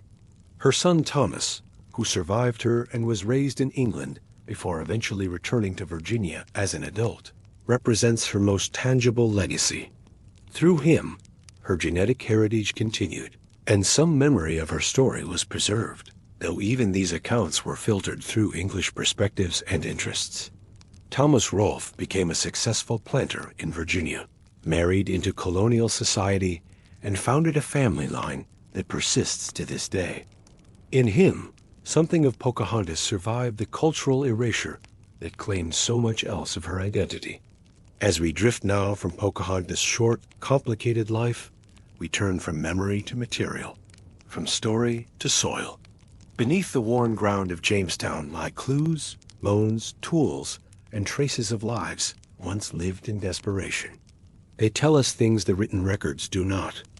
The archaeological record offers a different kind of truth than the narratives left by colonists and their descendants. In the layers of earth that have accumulated over 4 centuries, we find evidence of daily life unfiltered by the political and promotional purposes that shaped written accounts. The fragments of pottery, the food remains, the construction materials, and yes, the human bones, all speak to experiences that were never intended for public consumption or historical preservation. These material traces reveal the harsh realities that survival in early Jamestown demanded. The evidence of malnutrition, disease, and violence written in bones tells us about the desperation that drove colonists to make increasingly aggressive demands on their indigenous neighbors. The archaeological record shows us a settlement in constant crisis, where normal social conventions broke down under the pressure of survival. But the soil also holds traces of the Powhatan people who lived on this land long before English ships appeared on the horizon. Their tools, their pottery, their carefully managed landscapes, all of these offer glimpses into the sophisticated civilization that Pocahontas knew as home. The archaeological evidence reveals the depth of cultural knowledge that was lost when communities were destroyed or displaced by colonial expansion. So gently now we descend, down past the palisades and crumbling chimneys into the earth itself, to see what was buried and what has been unearthed. In the darkness below, we will find stories that no living voice can tell, truths that emerge only when we learn to read the language of objects, left behind by lives cut short by forces too large for any individual to resist. Imagine standing in the quiet shadow of a centuries-old church tower. The air is still, the ground soft beneath your shoes, the trees nearby rustling with a low and lazy breeze. It's hard to imagine that beneath this tranquil patch of earth, beneath the careful green lawn and scattered stones, lie the remains of people who lived in constant fear, whose bodies tell stories of hunger, exhaustion, and uncertainty. This is Jamestown's original burial ground within and just beyond the outlines of the early fort. And for archaeologists, it's a quiet but persistent voice from the past. Since the 1990s, researchers with the Jamestown Rediscovery Project have been painstakingly excavating the site, layer by layer, finding not gold or treasure, but something far more telling: bones.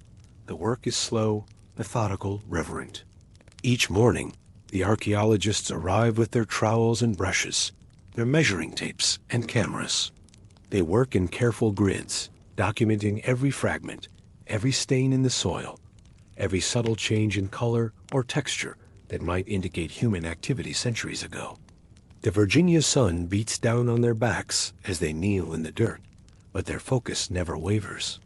They know they are handling the last physical evidence of lives that history nearly forgot. Dr. William Kelso, the project's director, has spent decades piecing together this puzzle. His team moves with the precision of surgeons, knowing that one careless scrape of a trowel could destroy evidence that has waited 400 years to be discovered. They photograph everything in situ before carefully lifting each bone, each artifact, each fragment of rotted wood or corroded metal. The laboratory analysis that follows is equally meticulous, involving specialists in osteology, pathology, isotopic chemistry, and forensic anthropology. Some graves are little more than shallow impressions. Others are more deliberately constructed. Many are unmarked. There were no headstones, no epitaphs. Just bones, fragile, fragmented, sometimes jumbled, and the rare object buried alongside. A coffin nail, a piece of cloth, a copper clasp, each item a whisper of someone's final moment. The burial practices themselves reveal the colony's desperate circumstances. In established English communities of the era, burial was a carefully orchestrated affair involving proper coffins, blessed ground, and elaborate ceremonies. Here at Jamestown, such formalities were often impossible luxuries. Bodies were wrapped in shrouds when cloth was available, placed in hastily constructed wooden boxes when lumber could be spared, or simply laid directly in the earth when resources were too scarce for even basic preparations. The orientation of the graves follows Christian tradition where possible, with bodies placed east to west, heads toward the west, so they would face east toward the rising sun and the second coming. But even this basic religious observance was sometimes abandoned in times of crisis. Some bodies were buried north to south, others at odd angles, suggesting they were interred by survivors too exhausted or too few in number to properly observe religious protocols. The condition of the skeletons tells us much. Many were young barely into adulthood. Their teeth show signs of malnutrition, their ribs show healed fractures, and their limbs speak of hard labor carried out by underfed bodies. Some had injuries from accidents or disease. Others were laid to rest hastily, bundled into the earth during one of the many waves of death. Dr. Doug Ousley of the Smithsonian Institution has examined hundreds of these remains, and each skeleton tells a story of hardship. The bones of children show signs of arrested growth, evidence of periods when food was so scarce that their bodies simply stopped developing. Adult skeletons reveal repetitive stress injuries in the spine and joints, the kind that come from carrying heavy loads day after day. Many show evidence of scurvy, the vitamin C deficiency that caused teeth to fall out and bones to become brittle. The isotopic analysis of bone and tooth enamel reveals where these people came from before they died at Jamestown. Some were clearly English-born, their isotopic signatures matching those found in skeletons from contemporary English graveyards. Others show signatures consistent with different regions of Europe, suggesting the cosmopolitan nature of the early colony. A few show isotopic patterns that suggest they may have lived in the Caribbean or other parts of the Americas before coming to Virginia, hinting at the complex migration patterns of the early colonial period. The demographic profile of the cemetery is striking in its abnormality. In a healthy population, one would expect to find the remains of elderly individuals, but at Jamestown, most of the dead were between the ages of 15 and 35. The absence of the very young and very old suggests different patterns of mortality. Infants and small children may have been buried in unmarked graves that have not yet been discovered, or their delicate bones may have simply dissolved in the acidic Virginia soil. The elderly were rare in the colony to begin with, as few people over 50 made the dangerous journey to the New World. Women's skeletons are significantly underrepresented in the cemetery, reflecting the male-dominated nature of early Jamestown. The few women whose remains have been found show evidence of the particular hardships faced by their gender in the colony. Several show signs of childbirth, including changes to the pelvic bones that indicate multiple pregnancies.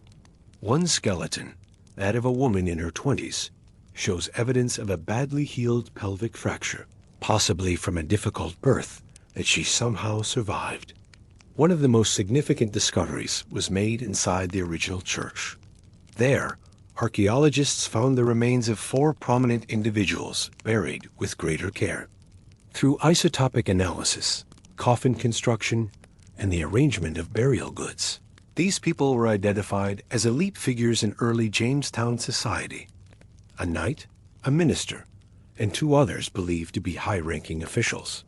Their graves, placed at the symbolic center of the settlement's religious life, suggest how hierarchy persisted even in desperate times. The most prominent of these burials is believed to be that of Captain Bartholomew Gosnold, one of the original leaders of the Jamestown expedition and the man who is credited with naming Cape Cod during an earlier voyage. His remains were found in an elaborate hexagonal coffin made of cedar, a wood that was both expensive and symbolic of eternal life. The coffin was adorned with brass tacks arranged in a decorative pattern, and his body was buried with a captain's leading staff, a symbol of his authority. The identification of Gosnold's remains involved a fascinating piece of forensic detective work. Historical records indicated that he died in August 1607, just months after the colony's founding, and that he was buried with great ceremony in the church. The location of the grave, the style of the coffin, and the isotopic analysis of the bones all supported this identification. Most conclusively, genealogical research allowed scientists to compare the DNA from the bones with that of living descendants of Gosnold's family in England, providing a genetic confirmation of his identity. The other elite burials in the church reveal the social stratification that existed even in this struggling colony.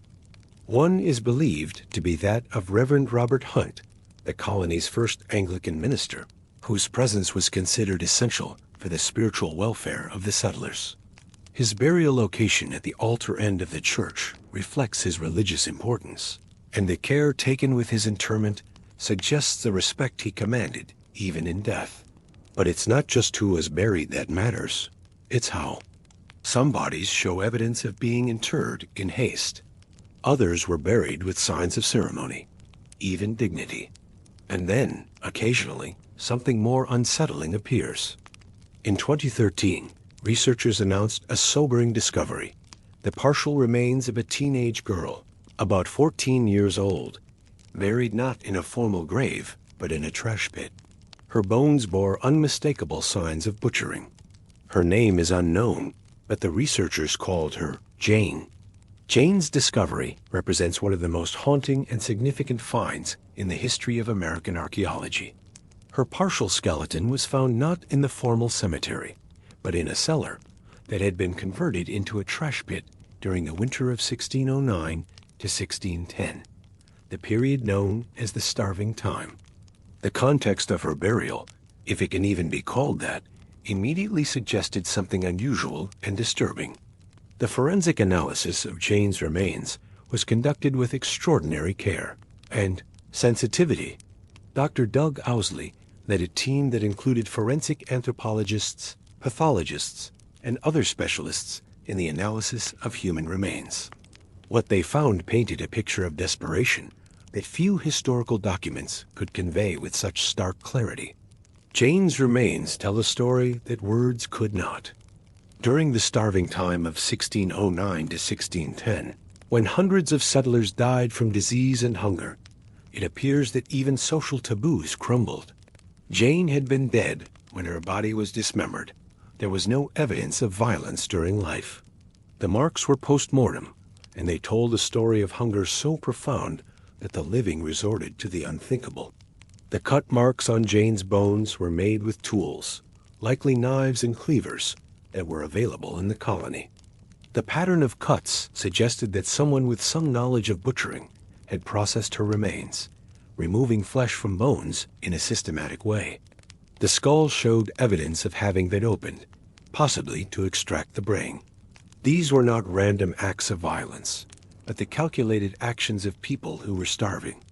The timing of Jane's death and dismemberment corresponds exactly with the historical record of the starving time. By the winter of 1609 to 1610, the colony's population had dwindled from about 500 to fewer than 60 survivors. Food supplies were exhausted, and attempts to trade with local Native American tribes had largely failed. The colonists had eaten their horses, their dogs, their cats, and even leather goods. Some had reportedly resorted to eating the bodies of those who had died naturally.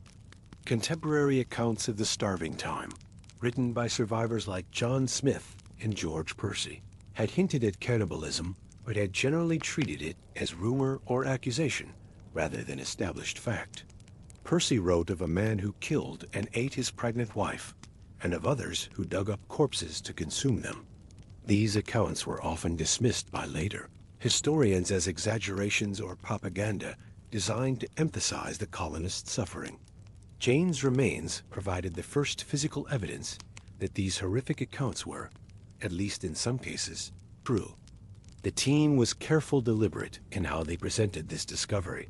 There was no sensationalism, only quiet acknowledgement of the extremes these settlers faced.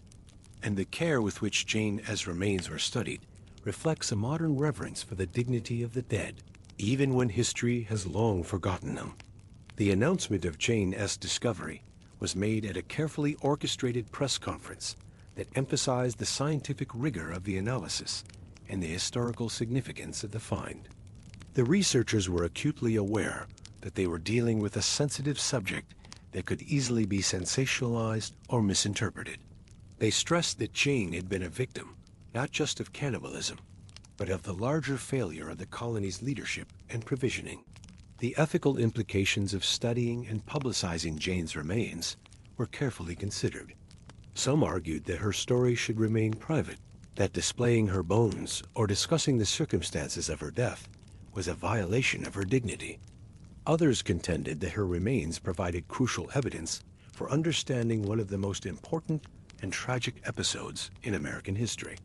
The researchers ultimately decided that the historical significance of the discovery outweighed concerns about privacy, but they committed to treating her remains with the same respect they would show to any other human being.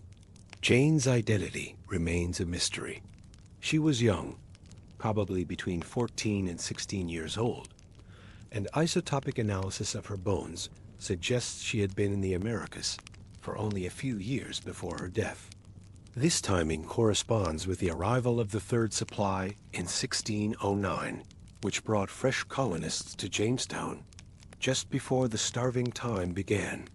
She may have been among the dozens of young women who came to the colony as servants or potential wives for the male colonists.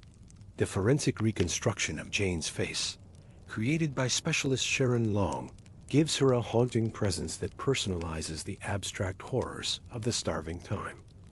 The reconstruction shows a young woman with a narrow face and high cheekbones, her expression somber and dignified despite the circumstances of her death. The image serves as a powerful reminder that behind every historical statistic is a human being with hopes. fears and dreams that were cut short by circumstances beyond their control.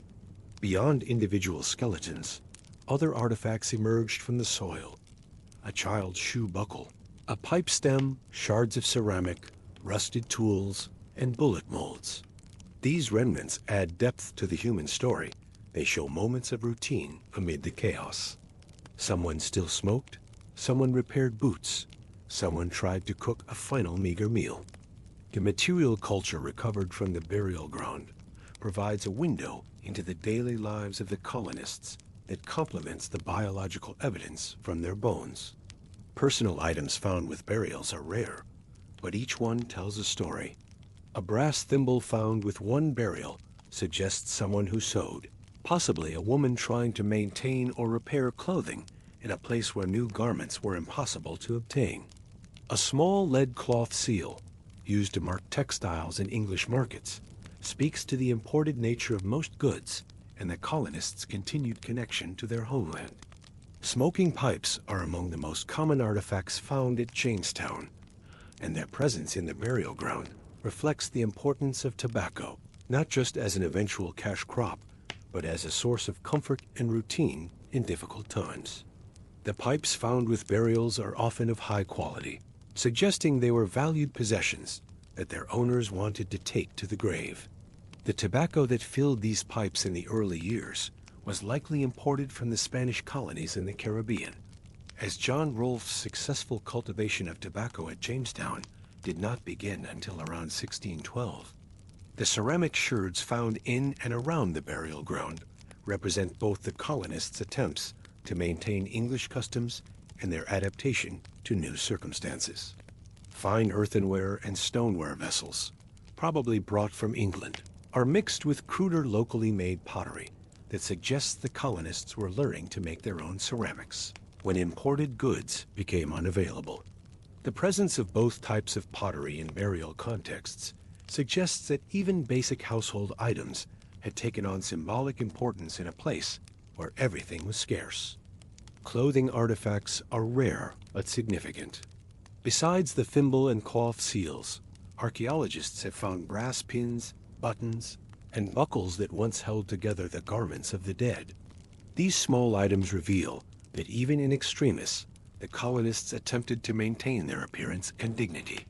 A delicate brass pin found with one burial still held fragments of cloth, suggesting that someone had carefully arranged the deceased's clothing before burial. The tools found in burial contexts speak to the practical nature of colonial life and the value placed on implements that could mean the difference between survival and death. A small knife blade found with one burial was worn down from constant sharpening and use, suggesting it had been a treasured possession. Bullet molds found near several graves indicate that the ability to make ammunition was considered so important that some colonists were buried with the tools necessary to cast lead balls for their muskets. The soil even preserved outlines of buildings, the wooden posts of the original palisade, the foundations of storehouses, kitchens, and barracks. Walking through the archaeological site today is like tracing the ghost of a town. The pathways feel too narrow, the houses too close. There was no space, no air, no privacy. The architectural remains at Jamestown reveal a settlement that was built hastily and rebuilt frequently as circumstances changed. The original triangular fort, constructed in 1607, enclosed only about 1 acre of land. Within this cramped space, the colonists built a church, a storehouse, and a series of small buildings that served as both homes and workshops. The post holes that remain in the ground show that these structures were simple affairs, built with whatever materials were available, and designed more for immediate shelter than long-term habitation. The palisade walls that protected the fort were rebuilt multiple times, and the archaeological evidence shows that they were never as strong or permanent as contemporary illustrations suggest. The wooden posts were sunk directly into the ground without stone foundations, making them vulnerable to rot and insect damage. In several places, the archaeologists have found evidence that the palisade was reinforced with additional posts or rebuilt entirely, when the original walls failed. Inside the fort, space was at such a premium that buildings were constructed almost on top of one another. The narrow lanes between structures would have been muddy quagmires in wet weather and dusty pathways in dry conditions. Privacy was virtually impossible, and the close quarters would have made the spread of disease almost inevitable. The lack of proper sanitation facilities within the fort meant that waste disposal was a constant problem, contributing to the unhealthy conditions that killed so many colonists. The church occupied a central location within the fort, emphasizing the importance of religion in the colonists' lives. The building was reconstructed several times during the early years of the settlement, each time slightly larger and more elaborate than its predecessor. The archaeological remains show that the church was built with more care than the residential structures. With proper foundations and evidence of decorative elements, it would have made it the most impressive building in the settlement. The storehouse was equally important to the colony's survival, and its location within the protected area of the fort reflects the constant threat of theft and the critical importance of food supplies. The building appears to have been constructed with thick walls and a sturdy roof designed to keep out both weather and vermin. Archaeological evidence suggests that the storehouse was expanded and modified repeatedly as the colonists learned through bitter experience how to preserve food in a humid Virginia climate. In some layers of earth, the archaeologists uncovered the bones of dogs, cats, and horses animals that were never meant to be food, but became meals of last resort. These too were signs of desperation, and within these grim findings, there is a quiet but constant theme. People trying to hold on, to ritual, to nourishment, to something that felt like life. The animal remains found at Jamestown provide a particularly poignant illustration of the colonists' desperation. Dogs and cats were brought to the New World as companions and working animals, not as livestock. Their presence in food deposits and trash pits shows how completely the normal social order collapsed during the worst periods of the colony's history. Horses were especially valuable animals in the early 17th century, and their slaughter for food represents a profound breakdown of normal economic relationships. A horse was worth several times the annual wages of a common laborer, and in normal circumstances, only the wealthiest colonists would have owned them. The fact that horse bones appear in food contexts at Jamestown suggests that by the starving time, normal concepts of property and value had become irrelevant in the face of starvation. The analysis of these animal bones also reveals important information about the colonists' relationship with the local environment. Native Virginia was rich in wildlife, including deer, turkey, fish, and shellfish. But the English colonists were surprisingly unsuccessful at exploiting these resources. The animal remains show that they continued to rely heavily on domestic European species, even when wild game was theoretically available. This failure to adapt to local food sources reflects both the colonists' unfamiliarity with New World ecosystems and their determination to maintain English customs and diet. Many of the settlers were urban craftsmen or gentlemen who had no experience with hunting or fishing. Those who did have such skills often lacked the time to pursue game when the daily work of maintaining the colony demanded all their attention. The bones of wild animals found at Jamestown also tell a story of changing relationships with local Native American populations. In the early years of the colony, trade with the Powhatan Confederacy provided access to corn, meat, and other local foods. The archaeological record shows evidence of this trade in the form of deer bones and corn kernels found in colonial deposits. However, as relations with the Native Americans deteriorated, this source of food became unreliable, forcing the colonists to depend entirely on their own inadequate supplies. Tools made from repurposed metal suggest a colony improvising at every turn. Even the fort itself was rebuilt again and again. One layer of ash speaks of fire, another of flooding. The colonists did not thrive, but they persisted. The metalwork found at Jamestown reveals a community constantly adapting and improvising in the face of material shortages. Iron tools were precious commodities that were repaired, modified, and repurposed repeatedly rather than being discarded when they broke. A hoe blade might be reforged into a knife. A broken sword might become a pry bar or a cooking implement. The archaeological record is full of metal objects that have been modified so extensively that their original purpose is difficult to determine. The colony's blacksmiths, led by men like James Reed, were among the most valuable members of the community. Their ability to repair tools and weapons and to create new implements from scrap metal was literally a matter of life and death for the settlement. The archaeological remains at the blacksmith shop show evidence of intensive activity, with layers of coal ash, iron slag, and discarded metal scraps that accumulated over years of constant work.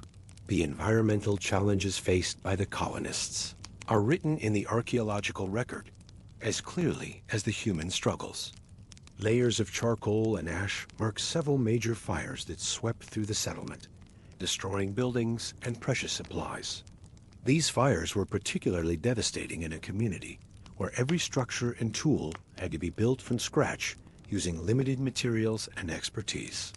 Flood layers in the archaeological deposits show that the colonists also battled the natural rhythms of the James River. The location they chose for their settlement, while defensible from Spanish attack, was poorly suited to the realities of Virginia's climate and geography. The site was low-lying and marshy, making it prone to flooding during heavy rains and storms.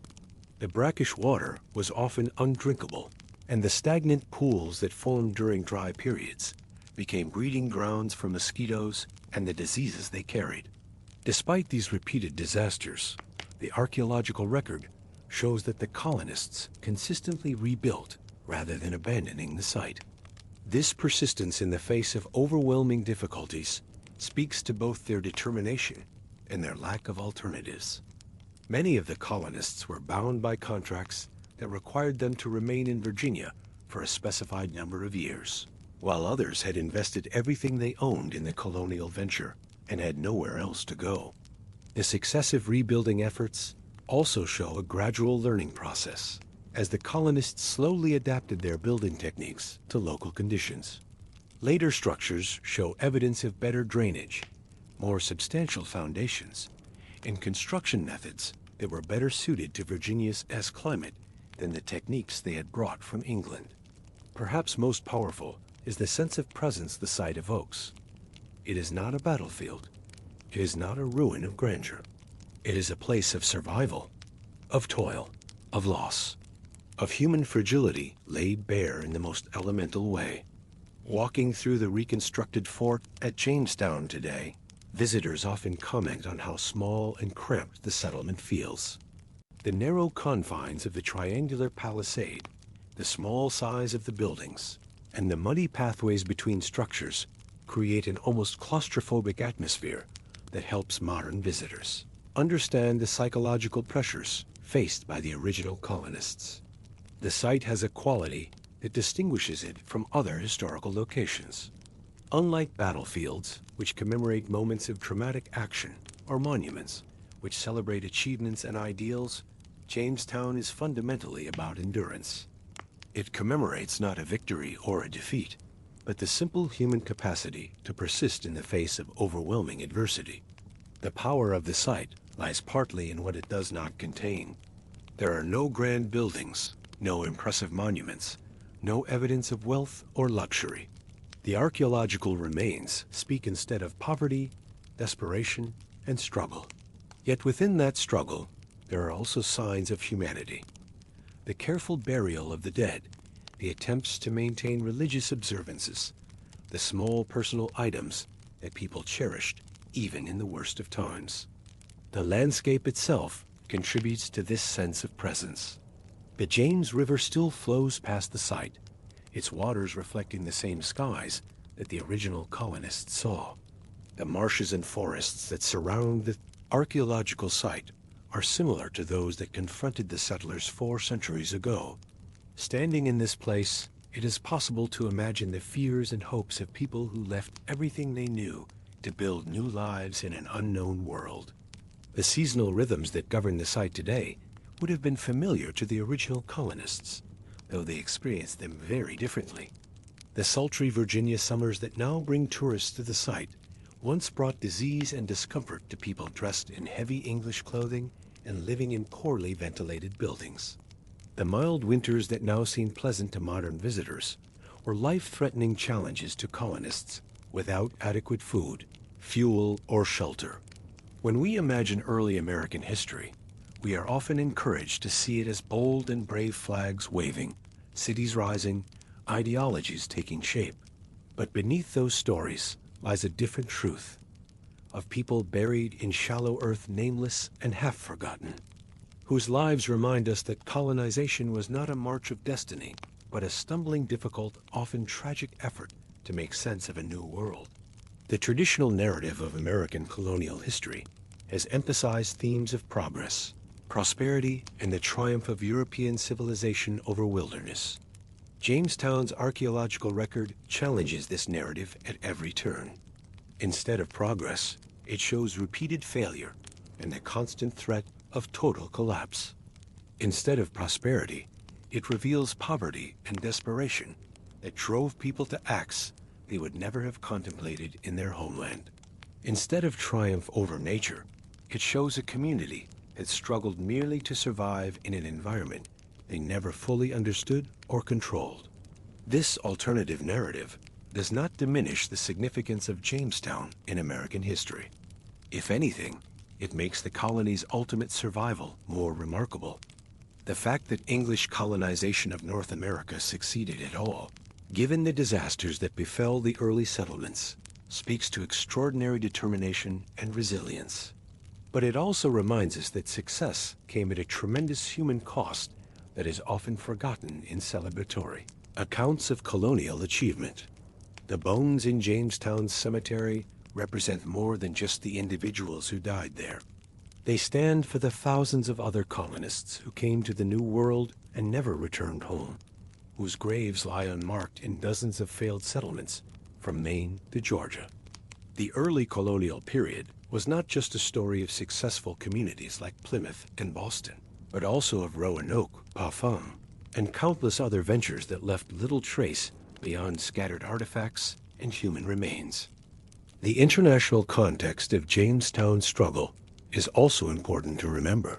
The English were not the only Europeans trying to establish permanent settlements in North America, and their early failures were matched by similar disasters in French, Spanish, and Dutch colonies. The process of European colonization was not a smooth or inevitable expansion of civilization, but a series of desperate experiments in survival that more often failed than succeeded. And so we leave the bones behind, gently, respectfully, with the knowledge that they have given voice to the voiceless and a body to a past once left unspoken. The conclusion of archaeological work at any site involves difficult decisions about what to do with human remains and artifacts that have been uncovered. At Jamestown, these decisions have been made with careful attention to both scientific value and human dignity. Some remains have been reburied after study, while others are preserved for ongoing research and education. The goal is always to honor the dead while learning from their stories. The conservation of artifacts from the site is an ongoing challenge that requires constant attention and resources. The humid Virginia climate that made life difficult for the original colonists continues to threaten the preservation of archaeological materials. Organic artifacts like wood and leather survive only under special conditions, while metal objects require careful treatment to prevent further corrosion. The educational value of the Jamestown discoveries extends far beyond the academic community. School groups, tourists, and researchers from around the world come to the site to learn from its lessons about human adaptation, survival, and failure. The stories told by the archaeological remains have the power to make distant historical events feel immediate and personal in ways that written documents cannot match. The ongoing nature of archaeological work at Jamestown means that new discoveries continue to refine and complicate our understanding of the early colony. Each new excavation season brings fresh evidence that must be integrated with previous findings, sometimes confirming established interpretations and sometimes challenging them entirely. The site continues to yield secrets more than 4 centuries after its founding. Now, as we ascend from the graves and the trenches, we turn toward another corner of colonial life. Not one of mud and hunger, but of embroidered gowns, teacups, and etiquette books. But even here within the well-built houses of the planter class life was not so simple. The transition from the desperate world of early Jamestown to the more established society that developed in Virginia over the following decades represents one of the most dramatic transformations in American history. Within a generation of the starving time, some colonists were living in substantial houses, wearing fine clothes, and hosting elaborate dinner parties. This transformation was built on the cultivation of tobacco, the labor of enslaved Africans, and the gradual development of the plantation system that would define Virginia society for centuries. Yet even in this world of apparent prosperity and refinement, the archaeological record reveals tensions and contradictions that complicate simple narratives of progress and success. The great houses of the Virginia planters were built on foundations of violence and exploitation that would have lasting consequences for American society.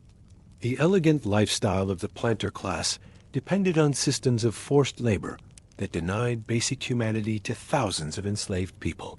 The material culture of the planter class tells its own story of aspiration and insecurity, of people trying to recreate European standards of gentility in an environment that remained fundamentally different from the world they had left behind. The fine ceramics, expensive furniture, and imported luxury goods found in plantation archaeological sites speak to wealth and status, but they also reveal an anxious desire to prove respectability and belonging in a society that remained in many ways marginal to European civilization. The women of the planter class faced their own particular challenges and constraints, trapped between the demands of frontier life and the expectations of English gentility. Their stories, written in the artifacts they left behind and the houses they inhabited, reveal lives that were privileged by colonial standards, but still constrained by the limitations of gender, geography, and the ever-present realities of life in a colonial society. Let's step quietly now into the life of a planter's wife, where we will discover that even prosperity came with its own forms of suffering, and where the pursuit of refinement often masked deeper struggles for meaning, purpose, and identity in a world that was still being invented day by day. Picture a large wooden house, tucked deep in the Virginia countryside. The fields stretch far in every direction. Tobacco rows neat and orderly, a sign of wealth paid for in long hours of labor, most of it unpaid. Inside the house, the shutters are drawn against the sun, and the only sound is the quiet creak of the floorboards. Somewhere upstairs, a woman sits near a window, embroidering a handkerchief. The light falls gently across her lap. She pauses often, sometimes to squint at the stitching, sometimes simply to listen. This is the world of the planter's wife in colonial Virginia. One might imagine it was a life of comfort and grace, imported silks, porcelain teacups, books sent from London, servants at every turn. But comfort did not always mean ease, and wealth did not mean freedom. The architecture of these plantation houses told its own story of contradiction. Built to impress, they rose from the landscape like monuments to prosperity, their broad facades facing the river or the main road where visitors might catch sight of them from miles away. Tall windows lined the first floor, designed to catch every breeze in the sweltering Virginia summers. The rooms were spacious, with high ceilings and polished wooden floors that reflected the light streaming through glass panes shipped at great expense from England. Mahogany furniture, imported at considerable cost, filled the parlors and dining rooms. Silver gleamed from sideboards, while portraits of stern ancestors gazed down from the walls. Yet for all their grandeur, these houses were also prisons of expectation. Every room was designed for display, for the performance of gentility. The wife of the house moved through these spaces like an actress on a stage, always aware that her conduct reflected not only on herself, but on her family's reputation, their social standing, their very place in the delicate hierarchy of colonial society. The morning ritual began before dawn. While the house still slept in darkness, she would rise from her bed, her feet finding the cold wooden floor beside her husband's sleeping form. In winter, the rooms held a bitter chill that no amount of firewood could fully banish. She would wrap a shawl around her shoulders and make her way downstairs, her candle casting dancing shadows on the walls as she descended. The kitchen was already stirring with activity. Enslaved women had risen even earlier, building fires, drawing water, beginning the endless cycle of food preparation that would sustain the household through another day. The planter's wife would inspect their work with a practiced eye, checking that the bread was rising properly, that the milk had been skimmed, that the previous day's leftovers were being put to good use. Nothing could be wasted. Even in a house that projected abundance, thrift was a virtue and a necessity. She carried with her a ring of keys that jingled softly as she moved, each one opening a different storehouse or cabinet. These keys were both symbol and burden of her authority. The sugar, the tea, the wine, the fine china, all were locked away under her control. She would measure out the day's allotments, ensuring that supplies lasted, that nothing disappeared without her knowledge. It was a responsibility that required constant vigilance, a mathematical precision that left little room for error. The household ledger was another constant companion. In careful handwriting, she recorded every expenditure, every purchase, every transaction that kept the plantation running. Ink was expensive, paper precious, so her entries were compact and efficient. 3 pounds sugar, 2 shillings, 6 pence. Mended torn bed sheets. Dosed Mary with bark tea for fever. These brief notations captured entire days of labor, worry, and decision-making compressed into a few economical words. Breakfast was served at precisely 8 o'clock, a meal that required coordination among dozens of people. The table would be set with the finest china, the silver polished to a mirror shine. Ham, eggs, fresh bread, butter, preserves, all appeared as if by magic, though she knew intimately the hours of work that had gone into their preparation. Her husband would discuss the day's plans, which fields needed attention, which slaves would be assigned to which tasks, what business might take him away from the plantation. She listened carefully, asking few questions but absorbing every detail. His decisions would shape her day as much as his own. After breakfast, the real work began. While her husband rode out to the fields, she turned her attention to the complex machinery of domestic life. There were linens to be counted and mended, candles to be made, soap to be boiled, medicines to be prepared. The plantation aimed for self-sufficiency, and that meant producing within the household almost everything needed for daily life. The still room was her particular domain, a small chamber adjacent to the kitchen, where she prepared the remedies that would treat everything from headaches to fevers, to difficult childbirths. Dried herbs hung from the rafters in neat bundles, their medicinal properties as familiar to her as the faces of her children. She ground willow bark for pain, mixed chamomile for sleeplessness, prepared poultices for wounds. When illness struck the plantation, and it struck often, she was the first line of defense, the keeper of knowledge passed down through generations of women who had learned to heal because they had no choice. Her duties extended beyond the hearth. In many households, the planter's wife was also responsible for managing enslaved laborers. She tracked their work, rationed their food, handled discipline, and organized the household's seasonal rhythms. It was a system she inherited, not created. Yet she was bound to it, enmeshed in it, and often defined by her proximity to its power. The relationship between the planter's wife and the enslaved women of the household was complex, fraught with tensions that neither party could openly acknowledge. In the kitchen, the laundry, the nursery, They worked side by side, their lives intertwined in ways that defied the clear boundaries that slavery was supposed to create. The enslaved woman who cooked her meals knew her preferences better than her own husband did. The woman who dressed her hair each morning had seen her at her most vulnerable moments. The nurse who tended her children during illness often showed them a tenderness that the mistress herself struggled to express. Yet this intimacy was built on a foundation of violence. The planter's wife held the power to reward or punish, to separate families, to determine who would be sold and who would remain. She might speak kindly to an enslaved woman in the morning and order her whipped in the afternoon. The weight of this authority sat heavily on some women's shoulders, while others seemed to carry it with frightening ease. Some left records of their struggles with the moral implications of slavery. They wrote in their diaries of feeling disturbed by the cruelties they witnessed, of praying for guidance about their role in the system. But these expressions of doubt were always private, never voiced in public, where they might be seen as challenges to the social order.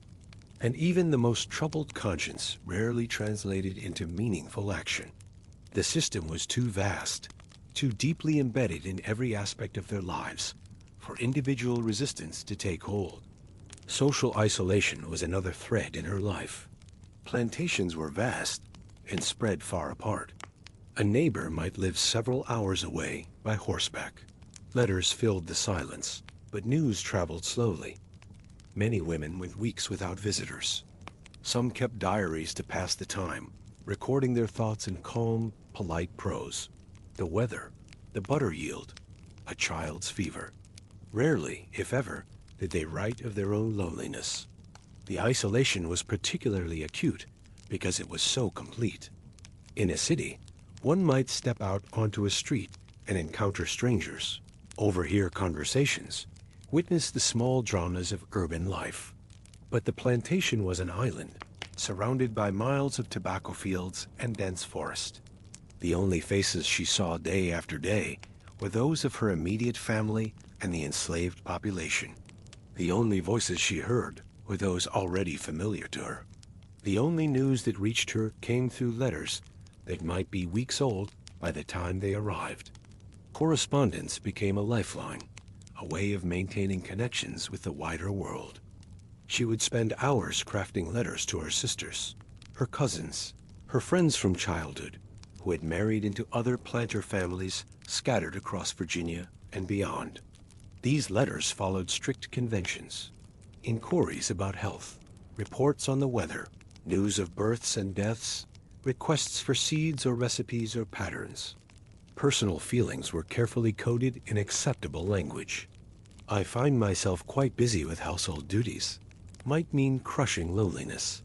The children keep me well occupied could signal overwhelming exhaustion. Visitors, when they came, were received with elaborate ceremony. Word of an approaching guest would send the household into a frenzy of preparation. The best rooms would be aired and cleaned, the finest foods prepared, entertainment arranged. A visitor represented not just companionship, but a chance to demonstrate the family's status, their hospitality, their adherence to the rituals of genteel society. The planter's wife would dress in her finest clothes, present her most accomplished children, display her most prized possessions. For a few days, the house would come alive with conversation, music, laughter. And then the visitors would leave, and the silence would return, deeper than before. Education for planters' wives was limited. Some read novels and kept up with English fashions, but intellectual pursuits were not encouraged. Instead, they mastered the arts of the domestic realm, preserving food, sewing fine linens, brewing medicinal teas. Their world was small, but exacting. The library, if there was one, belonged to her husband. The leather-bound volumes that lined the shelves, books on agriculture, politics, philosophy, law, were not meant for her eyes. She might occasionally borrow a volume of poetry or a novel, but her reading was expected to be ornamental rather than educational. Too much learning in a woman was seen as dangerous. a threat to the natural order that kept wives subordinate to their husbands. Instead, her education was practical, passed down from mother to daughter through observation and repetition. She learned to judge the quality of fabric with her fingertips, to identify the exact moment when jam had reached the proper consistency, to recognize the signs of illness in both humans and animals. She could calculate household expenses in her head, plan meals for dozens of people, coordinate the complex timing required to prepare a formal dinner. These skills were no less demanding than those taught to men, but they were devalued because they took place within the domestic sphere. Her needlework was expected to be exquisite, a demonstration of both her refinement and her industry. Hours each day would be devoted to embroidery, to the creation of delicate samplers that displayed Bible verses in perfect stitches, to the repair and alteration of clothing for her family. Her fingers were rarely idle. Even during conversations, or while listening to someone read aloud, her hands would be busy with some form of needlecraft. The results of this labor decorated her home and clothed her family, but they also served as evidence of her virtue, her dedication to feminine accomplishment. Marriage, too, was rarely romantic. It was contractual. A good match meant land, influence, connections. Many girls were married in their teens. Their husbands might be 30 or 40 years old. Childbearing began early and happened often. A planter's wife might bear 10 or 12 children over her lifetime. Not all would live. Loss, though often silent, was a familiar visitor. The courtship that preceded marriage was brief and highly supervised. A young woman might meet her future husband only a handful of times before their engagement was announced. Their conversations would be stilted, formal, conducted under the watchful eyes of parents and chaperones. Love, if it came at all, was expected to develop after marriage, not before. The essential question was not whether the couple felt affection for each other, but whether the union would benefit both families' economic and social interests.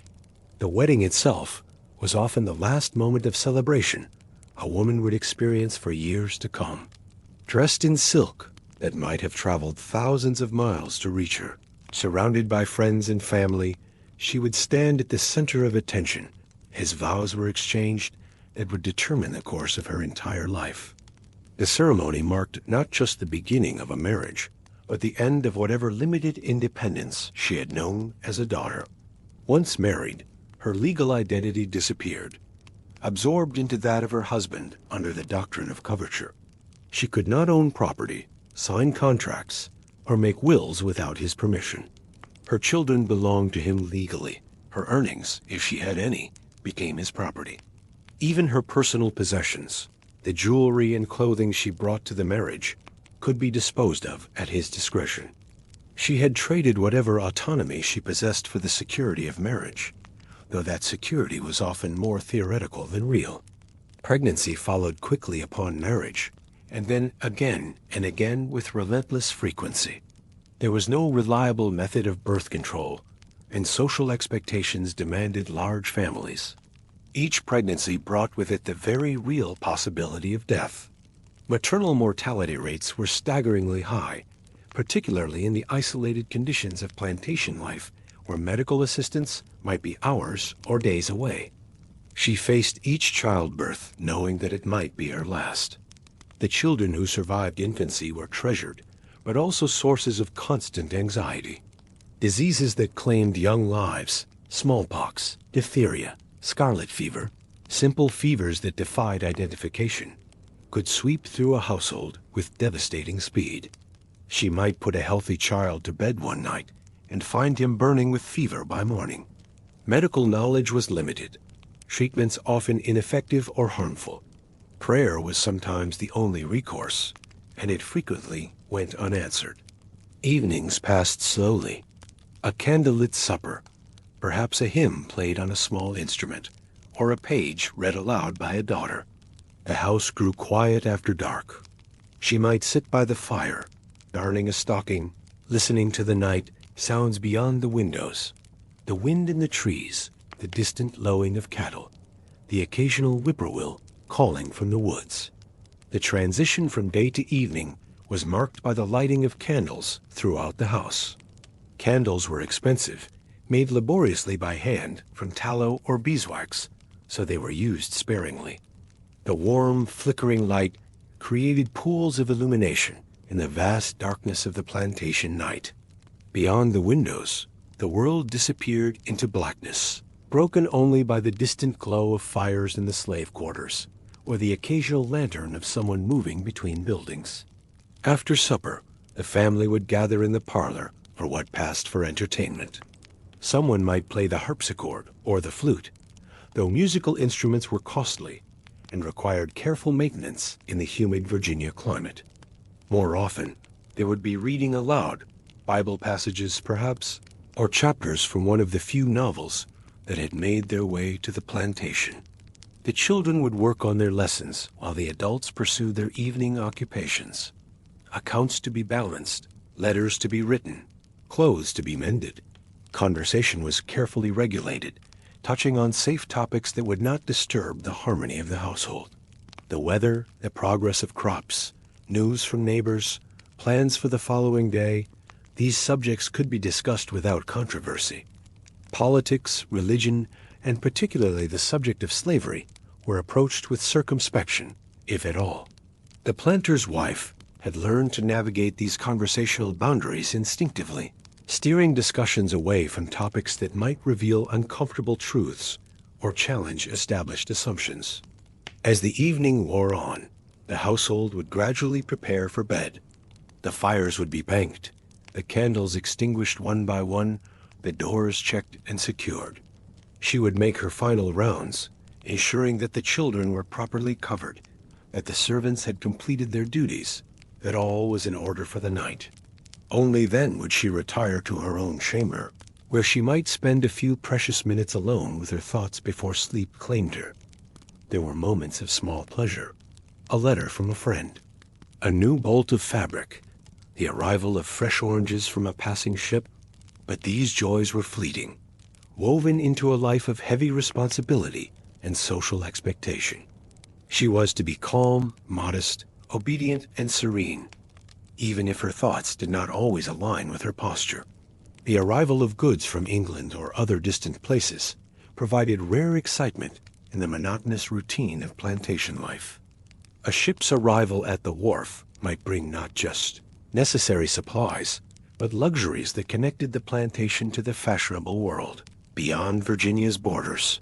Silk ribbons, fine lace, the latest novels, new music, perhaps even a letter with news of London society. These deliveries were occasions for celebration, opportunities to gather with neighbors to examine the new goods and share in the vicarious pleasure of distant sophistication.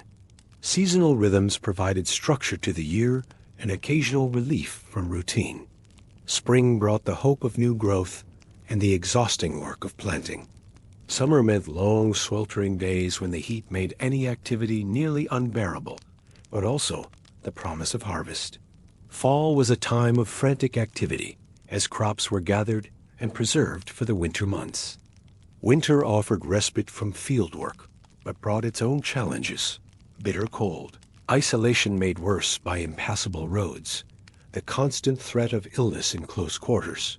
Religious observance punctuated the calendar and provided both comfort and social obligation. Sundays meant attendance at Anglican services, often requiring a journey of several miles to reach the parish church. These occasions were among the few opportunities for socializing with other planter families, for displaying new clothes, or exchanging news and gossip. The services themselves might last for hours, the sermons dense with theological argument that assumed a level of classical education few women possessed. But the rituals provided structure and meaning, a sense of connection to something larger than the narrow confines of plantation life. Some women left behind journals. In them, we see glimpses of interior lives, questions about faith, notes on illness, the quiet grief of bearing another child. These were not confessions, but quiet admissions. A planter's wife could not show public distress. Her suffering was neatly folded beneath her apron. The surviving diaries from this period reveal women struggling to make sense of their circumscribed lives while maintaining the facade of contentment that social expectations demanded. Their entries were often brief, factual, emotion carefully controlled. Little James taken with fever. Called in Dr. Morrison, but child passed before dawn. Husband returned from Williamsburg with news of tobacco prices. Between these sparse lines, we can read volumes about lives lived in emotional restraint. Some recorded their struggles with faith, their efforts to find meaning in loss and limitation. They copied Bible verses into their journals, perhaps seeking comfort in familiar words, perhaps attempting to convince themselves of truths they found difficult to accept. "The Lord giveth and the Lord taketh away" appears repeatedly in these pages, a mantra repeated in the face of losses that seemed to outweigh gifts. Their relationship with God was often complicated, marked by gratitude for blessings received and bitter questions about sufferings endured. Others used their journals to record practical information, recipes tested and approved, remedies that had proved effective, advice for managing household crises. These entries reveal women deeply invested in the success of their domestic enterprises, constantly seeking to improve their efficiency and effectiveness within the roles assigned to them. A successful remedy for croup, a method for preserving fruit through the winter, a technique for removing stains from fine fabric, these discoveries were treasured and carefully recorded for future reference. Occasionally, the mask would slip, and we catch glimpses of the person beneath the roll. A complaint about a husband's prolonged absence, worry about a son's wild behavior, fear about the family's financial situation. These moments of vulnerability were quickly covered over, the diary entries returning to their usual careful neutrality. But they remind us that these women were fully human, possessed of hopes and fears and frustrations they were rarely permitted to express. And then, of course, there was the moral weight. Many of these women lived side by side with enslaved individuals, often women and children, whose lives were entirely circumscribed by violence and control. Some planters' wives expressed mild discomfort in their letters. Others left no comment. Most accepted the system as it was, because that was what they were taught to do. It is difficult and necessary to hold both facts at once, that these women experienced real restriction and sadness, and that they were also complicit in a brutal structure of inequality. The daily interactions between planters' wives and enslaved women created relationships that defied easy categorization.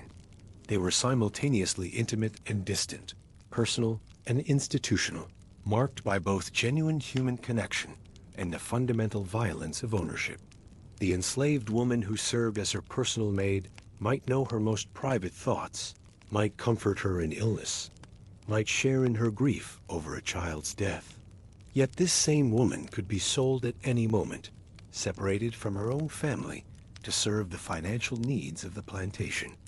Some planters' wives seemed genuinely troubled by these contradictions. They wrote of feeling sympathy for enslaved mothers separated from their children, of being disturbed by harsh punishments they witnessed, of questioning the justice of a system that allowed such suffering. But these qualms rarely translated into action. The economic foundation of their lives, the source of their comfort and status, depended entirely on enslaved labor. To challenge the system would mean challenging their own position within it, risking not only their security, but their identity as respectable members of colonial society. Others appeared to feel no such conflicts, accepting slavery as part of the natural order. They wrote of enslaved people as they might write of livestock, as property to be managed efficiently for maximum benefit. These women had learned to see the people who served them not as fellow humans, but as extensions of the household machinery, necessary for comfort, but possessing no independent existence worthy of moral consideration. The majority fell somewhere between these extremes, troubled perhaps by the worst excesses of the system, but ultimately accepting it as unchangeable. They focused on what they saw as their duty, treating enslaved people with basic kindness, while ensuring that the plantation continued to function smoothly. They told themselves that they were better masters than others might be, that their enslaved workers were fortunate to belong to a household that provided adequate food and shelter and avoided unnecessary cruelty. This duality defines much of colonial life: power and powerlessness, comfort and constraint. The planter's wife lived in a home that looked peaceful from the outside, but within it were tensions, unspoken fears, quiet regrets, and a deeply structured life that left little room for change. The elegant facade of the plantation house concealed these internal contradictions from casual observers. Visitors saw gracious hospitality, refined conversation, beautiful furnishings, and well-ordered gardens. They admired the apparent serenity of plantation life, the sense of harmony between humans and nature, the successful recreation of English gentility in the Virginia wilderness. What they could not see were the psychological costs of maintaining this performance, the emotional labor required to present a picture of effortless superiority while managing the complex realities of plantation life. The planter's wife became expert at reading subtle signals, at detecting potential problems before they escalated into crisis. She learned to recognize the signs of illness in enslaved workers that might spread to her own family, to identify the political tensions that could disrupt the plantation's smooth operation, to anticipate her husband's moods and needs. This constant vigilance was exhausting, requiring her to be always alert, always prepared to intervene or adapt. Yet for all her vigilance, she remained largely powerless to change the fundamental circumstances of her life. She could not choose her husband, could not determine the number of children she would bear, could not decide how enslaved people would be treated, could not control the economic forces that shaped the plantation's fortunes. Her sphere of influence was carefully circumscribed, limited to the domestic realm where she was expected to create order and beauty while remaining invisible to the larger world. She waited often for her husband to return from a distant trip, for news from London, for her children to survive the winter, for the long day to end. Waiting became a defining characteristic of her existence, a constant state of suspension between present circumstances and hoped for changes. She waited for letters that would bring news of family and friends scattered across great distances. She waited for ships to arrive with goods ordered months earlier. She waited for seasons to change, bringing relief from summer's heat or winter's isolation. Most of all, she waited for life to begin, for some undefined moment when the restrictions and responsibilities that constrained her might lift, allowing her to become the person she sensed she might be under different circumstances. The waiting was made more difficult by uncertainty.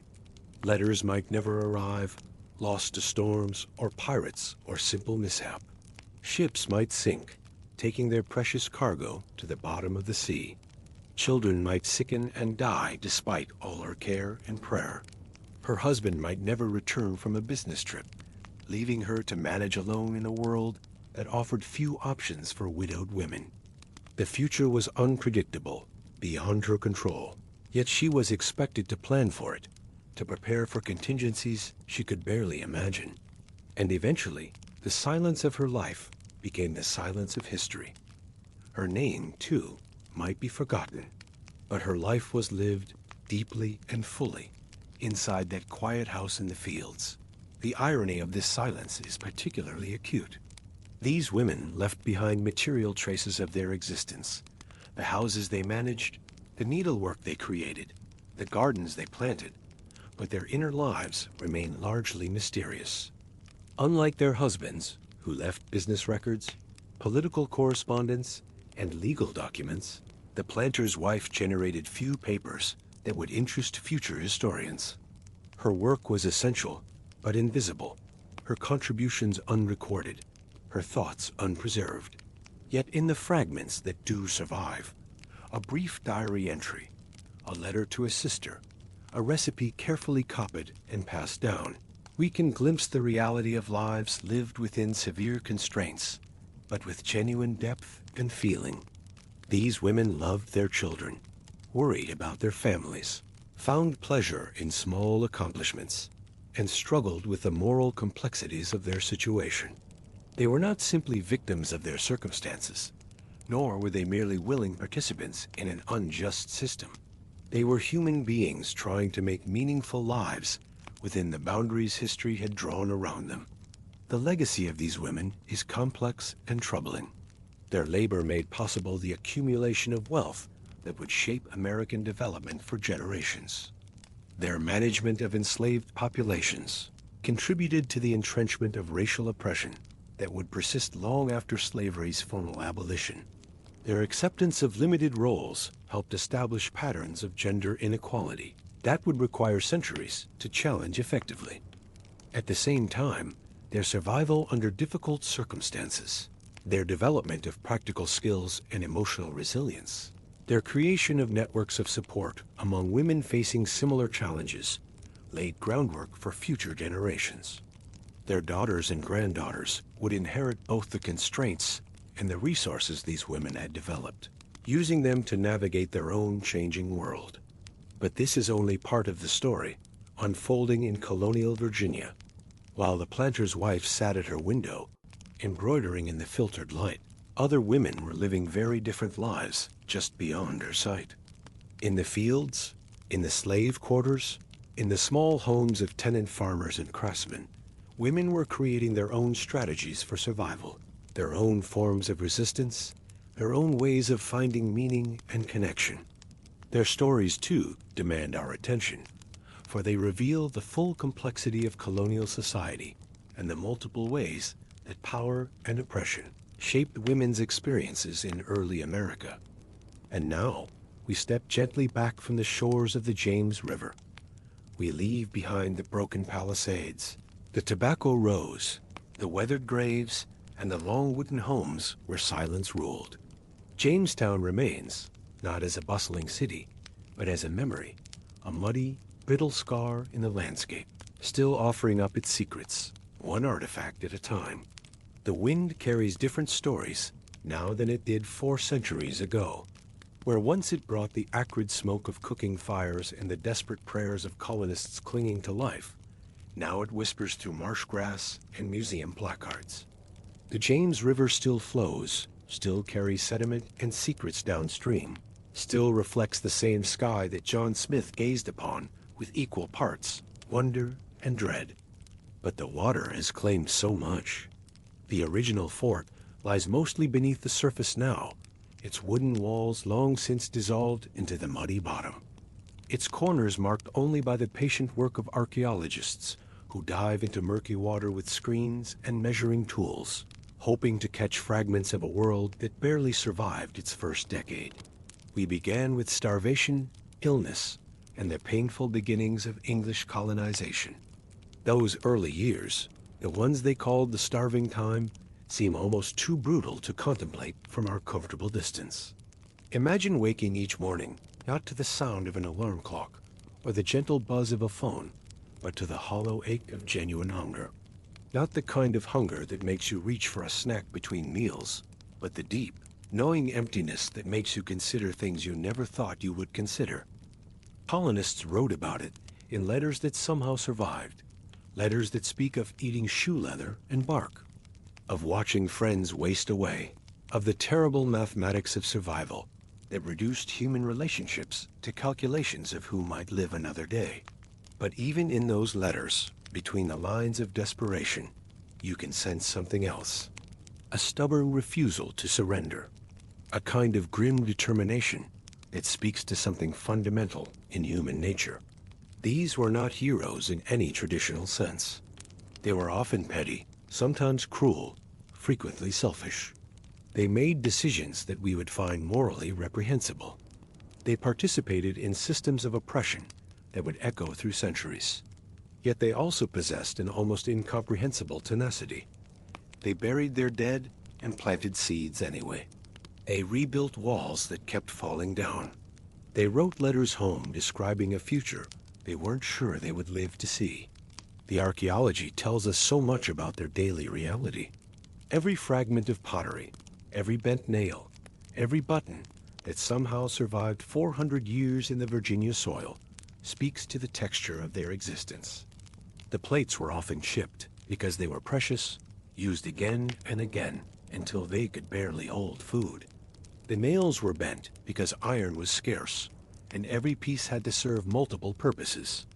The buttons, when they're found intact, still bear the marks of thread, still carry the memory of fingers that fastened them on cold mornings when the James River was shrouded in mist, and the day ahead promised nothing but uncertainty. We met Pocahontas not as a fairy tale figure, but as a real young woman caught between forces too great for anyone to manage. Her story has been told so many times, retold and reshaped and Disneyfied until the real person almost disappears beneath the mythology. But when you stand in the places where she actually walked, when you consider the impossible position she found herself in as little more than a child, the tragedy becomes almost unbearable. She was born into a world that made sense, a world with its own rhythms and traditions, and ways of understanding the relationship between people and land. Then, seemingly overnight, that world was invaded by people who looked different, smelled different, spoke in sounds she had never heard, and who seemed to operate according to completely foreign rules. She was perhaps 11 or 12 when she first encountered the English colonists. Think about that for a moment. Think about the children you know who are that age, the way they're still figuring out their place in the world, still learning how to navigate even familiar social situations. Now imagine asking such a child to serve as a bridge between two completely different civilizations, to somehow find ways to communicate across not just language barriers, but entirely different ways of seeing reality itself. She did this. Somehow, this girl who should have been learning traditional skills and playing traditional games instead found herself negotiating for the survival of two peoples who seemed determined to destroy each other. The English records describe her as curious, intelligent, playful. She apparently delighted in learning English words and teaching Powhatan words in return. She seemed to understand instinctively that communication was the key to preventing the worst outcomes. That somehow, through talking and learning and finding common ground, these two groups might find a way to coexist. What the records don't capture, what they could never capture, is the weight she must have carried. The knowledge that her choices, her successes and failures at building bridges, would determine whether people lived or died. When she was taken captive, when she was held for ransom, and then converted to Christianity, and given the name Rebecca, she was around 17, still barely more than a child. But by then she had already lived through more upheaval than most people experience in entire lifetimes. Her marriage to John Rolfe was almost certainly as much a political alliance as a personal choice, a way to formalize the fragile peace that both sides desperately needed. But the letters that survive suggest that she found genuine affection with Rolfe, that despite the circumstances that brought them together, they built something real. Her journey to England was supposed to be a triumph, a demonstration of successful conversion and colonial diplomacy. Instead, it became her death sentence. The diseases that the English carried with impunity proved fatal to someone whose immune system had no experience with them. She died at Gravesend, probably of tuberculosis or pneumonia, at the age of 21 or 22. She was buried in the churchyard there, though the exact location of her grave has been lost to time. Even in death, she became a symbol rather than a person, claimed by both English and American mythologies as evidence for their particular version of colonial history. But if you look past the mythology, if you try to see her as she might have actually been, what emerges is a portrait of someone almost impossibly brave. A young woman who repeatedly chose to step into spaces of uncertainty and potential danger because she believed that understanding was possible, that peace was worth risking everything to achieve. She failed, in the sense that the peace she helped create was temporary, that the colonial project she tried to humanize ultimately led to the displacement and destruction of her people. But she succeeded in ways that are harder to measure, in moments of genuine connection across impossible differences, in acts of translation that allowed two groups of human beings to see each other as something more than threats. We stood beside shallow graves and listened to the quiet story bones can tell. The cemetery at Jamestown is not like modern cemeteries, with their neat rows of headstones and carefully maintained grass. It's a more haphazard place, marked by subtle depressions in the earth, and the careful work of forensic archaeologists who can read stories in the arrangement of bones. The burials tell us about age and diet, about diseases and injuries, about the brutal realities of life in early colonial Virginia. But they also tell us about care. The bodies were buried with attention to detail that speaks to love surviving even in the harshest circumstances. They were wrapped in shrouds, positioned carefully, sometimes buried with small personal items that someone thought they might need in whatever came next. These were not mass graves, not the quick disposal of bodies that you might expect in a colony that was always on the edge of collapse. These were individual farewells, individual acknowledgments that each person who died had been someone specific, someone irreplaceable. The children's graves are the hardest to contemplate. So many children died in those early years, victims of diseases and malnutrition, and the general harshness of life in a place that was not yet equipped to sustain human habitation. But their graves also show evidence of the kind of tender care that suggests these deaths were mourned, that even in the midst of survival struggles, the colonists found ways to honor their smallest members. Some of the children were buried with toys, rough wooden figures, or small carved animals that speak to parents who wanted to send their children into death with something familiar, something comforting. The adult graves tell different stories. You can see evidence of hard physical labor in the wear patterns on bones, the stress fractures and arthritis that speak to lives spent in constant physical exertion. You can see evidence of violence too, the occasional arrowhead still embedded in bone, the skull fractures that speak to conflicts that colonial records sometimes glossed over or ignored entirely. But you can also see evidence of survival, of people who lived longer than might have been expected, who recovered from injuries that should have been fatal, who somehow managed to build lives even in conditions that should have made life impossible.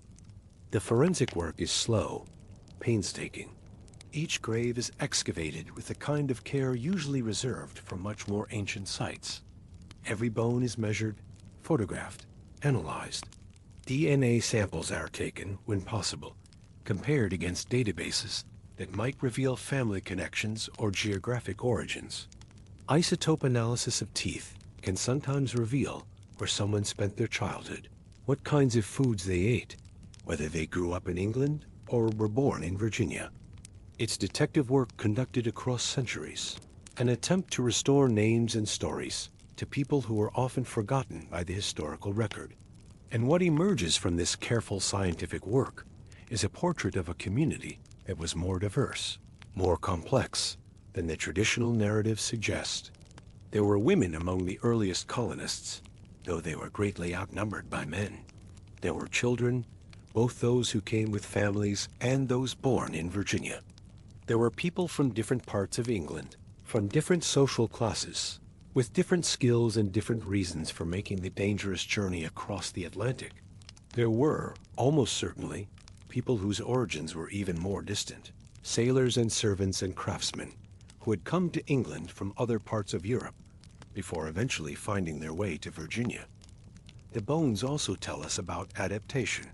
The later burials show evidence of people who lived longer, who suffered from different kinds of ailments, who had access to better nutrition. The colony learned, slowly and at enormous cost, how to sustain life in this new environment. They learned which crops would grow, which medicines were effective, which building techniques could withstand the Virginia climate. They learned from indigenous people, though the records rarely acknowledge this debt. They learned from their own mistakes, though the price of that education was often measured in lives. And finally, we stepped into the home of the colonial elite, not to glamorize it, but to understand how even the privileged were often prisoners of their time. The house we visited, with its fine furniture and imported china, its silver candlesticks and leather-bound books, represents the success that some colonists eventually achieved. But success in colonial Virginia was a complicated thing, built on systems that we now recognize as fundamentally unjust. The wealth that allowed for such fine houses came largely from tobacco, a crop that required enormous amounts of labor to cultivate and process. That labor was provided first by indentured servants, many of them desperately poor English, people who had signed away years of their lives in exchange for passage to Virginia. Later, increasingly, it was provided by enslaved Africans who had been torn from their homes and families and forced into a system of perpetual bondage. The master of such a house would have considered himself a gentleman, and by the standards of his time, he would have been correct. He would have read classical literature, corresponded with other educated men, perhaps served in the colonial government. He would have seen himself as bringing civilization to a wilderness, as participating in a grand project of human improvement. He would have genuinely believed that his success was evidence of his virtue, that the social hierarchies that benefited him were natural and proper. But he would also have been, by our standards, complicit in profound injustice. His fine house was built by enslaved labor. His imported luxuries were purchased with money earned by the sweat and suffering of people he owned as property. His education and leisure time were possible only because others were denied the opportunity for either. His very identity as a gentleman depended on the existence of people who were defined as something less than fully human. This is not to say that he was necessarily cruel or unusual in his cruelty. He may have been kind to his family, generous to his neighbors, faithful to his friends. He may have genuinely cared for the welfare of the people he enslaved, within the limits of a system that defined them as property rather than people. He may have struggled with the contradictions in his own position, may have wondered sometimes about the morality of a world that allowed him such privilege while denying basic humanity to others. But the system itself was the problem. An individual kindness could not solve systematic injustice. The beautiful house, with all its refinements and elegances, stood as both an achievement and an indictment. It represented what human beings could create when they had the resources and the time to pursue beauty and learning and comfort. But it also represented what human beings were willing to accept, what moral compromises they were prepared to make in order to secure those resources and that time for themselves. Walking through such a house today, you can appreciate the craftsmanship of the furniture, the beauty of the silver, the impressive scope of the library. But you're also walking through a space that was made possible by the systematic exploitation of other human beings. Every comfort was purchased with someone else's suffering. Every luxury represented labor that was taken rather than freely given. The enslaved people who made such houses possible left fewer traces in the historical record. Their names are often unknown, their thoughts and feelings rarely documented. But archaeology is beginning to tell their stories too. The fragments of pottery found in slave quarters, the animal bones that reveal what foods were available to them, the tools and personal items that somehow survived, all speak to lives that were lived with dignity and creativity despite the constraints of bondage. They created families despite laws that refused to recognize slave marriages. They maintained cultural traditions despite efforts to strip them of their African heritage. They learned new skills and taught them to their children. They found ways to care for each other, to create moments of joy and beauty and meaning even within a system designed to reduce them to mere labor. They were not victims only, though they were certainly victims. They were also human beings who refused to be defined entirely by their circumstances, who found ways to assert their humanity, even when that humanity was legally denied. History is rarely tidy. It does not comfort us with easy endings or clear heroes. The story of Jamestown is not a story of triumph or defeat, not a story of good conquering evil or civilization replacing savagery. It's a more complicated story, a story about human beings trying to survive and make sense of circumstances that were often beyond their control or understanding. The English colonists were not monsters, though some of their actions were monstrous. They were people shaped by their time and circumstances, people who brought with them assumptions and prejudices that seem obvious and terrible to us, but that were, to them, simply the way the world worked.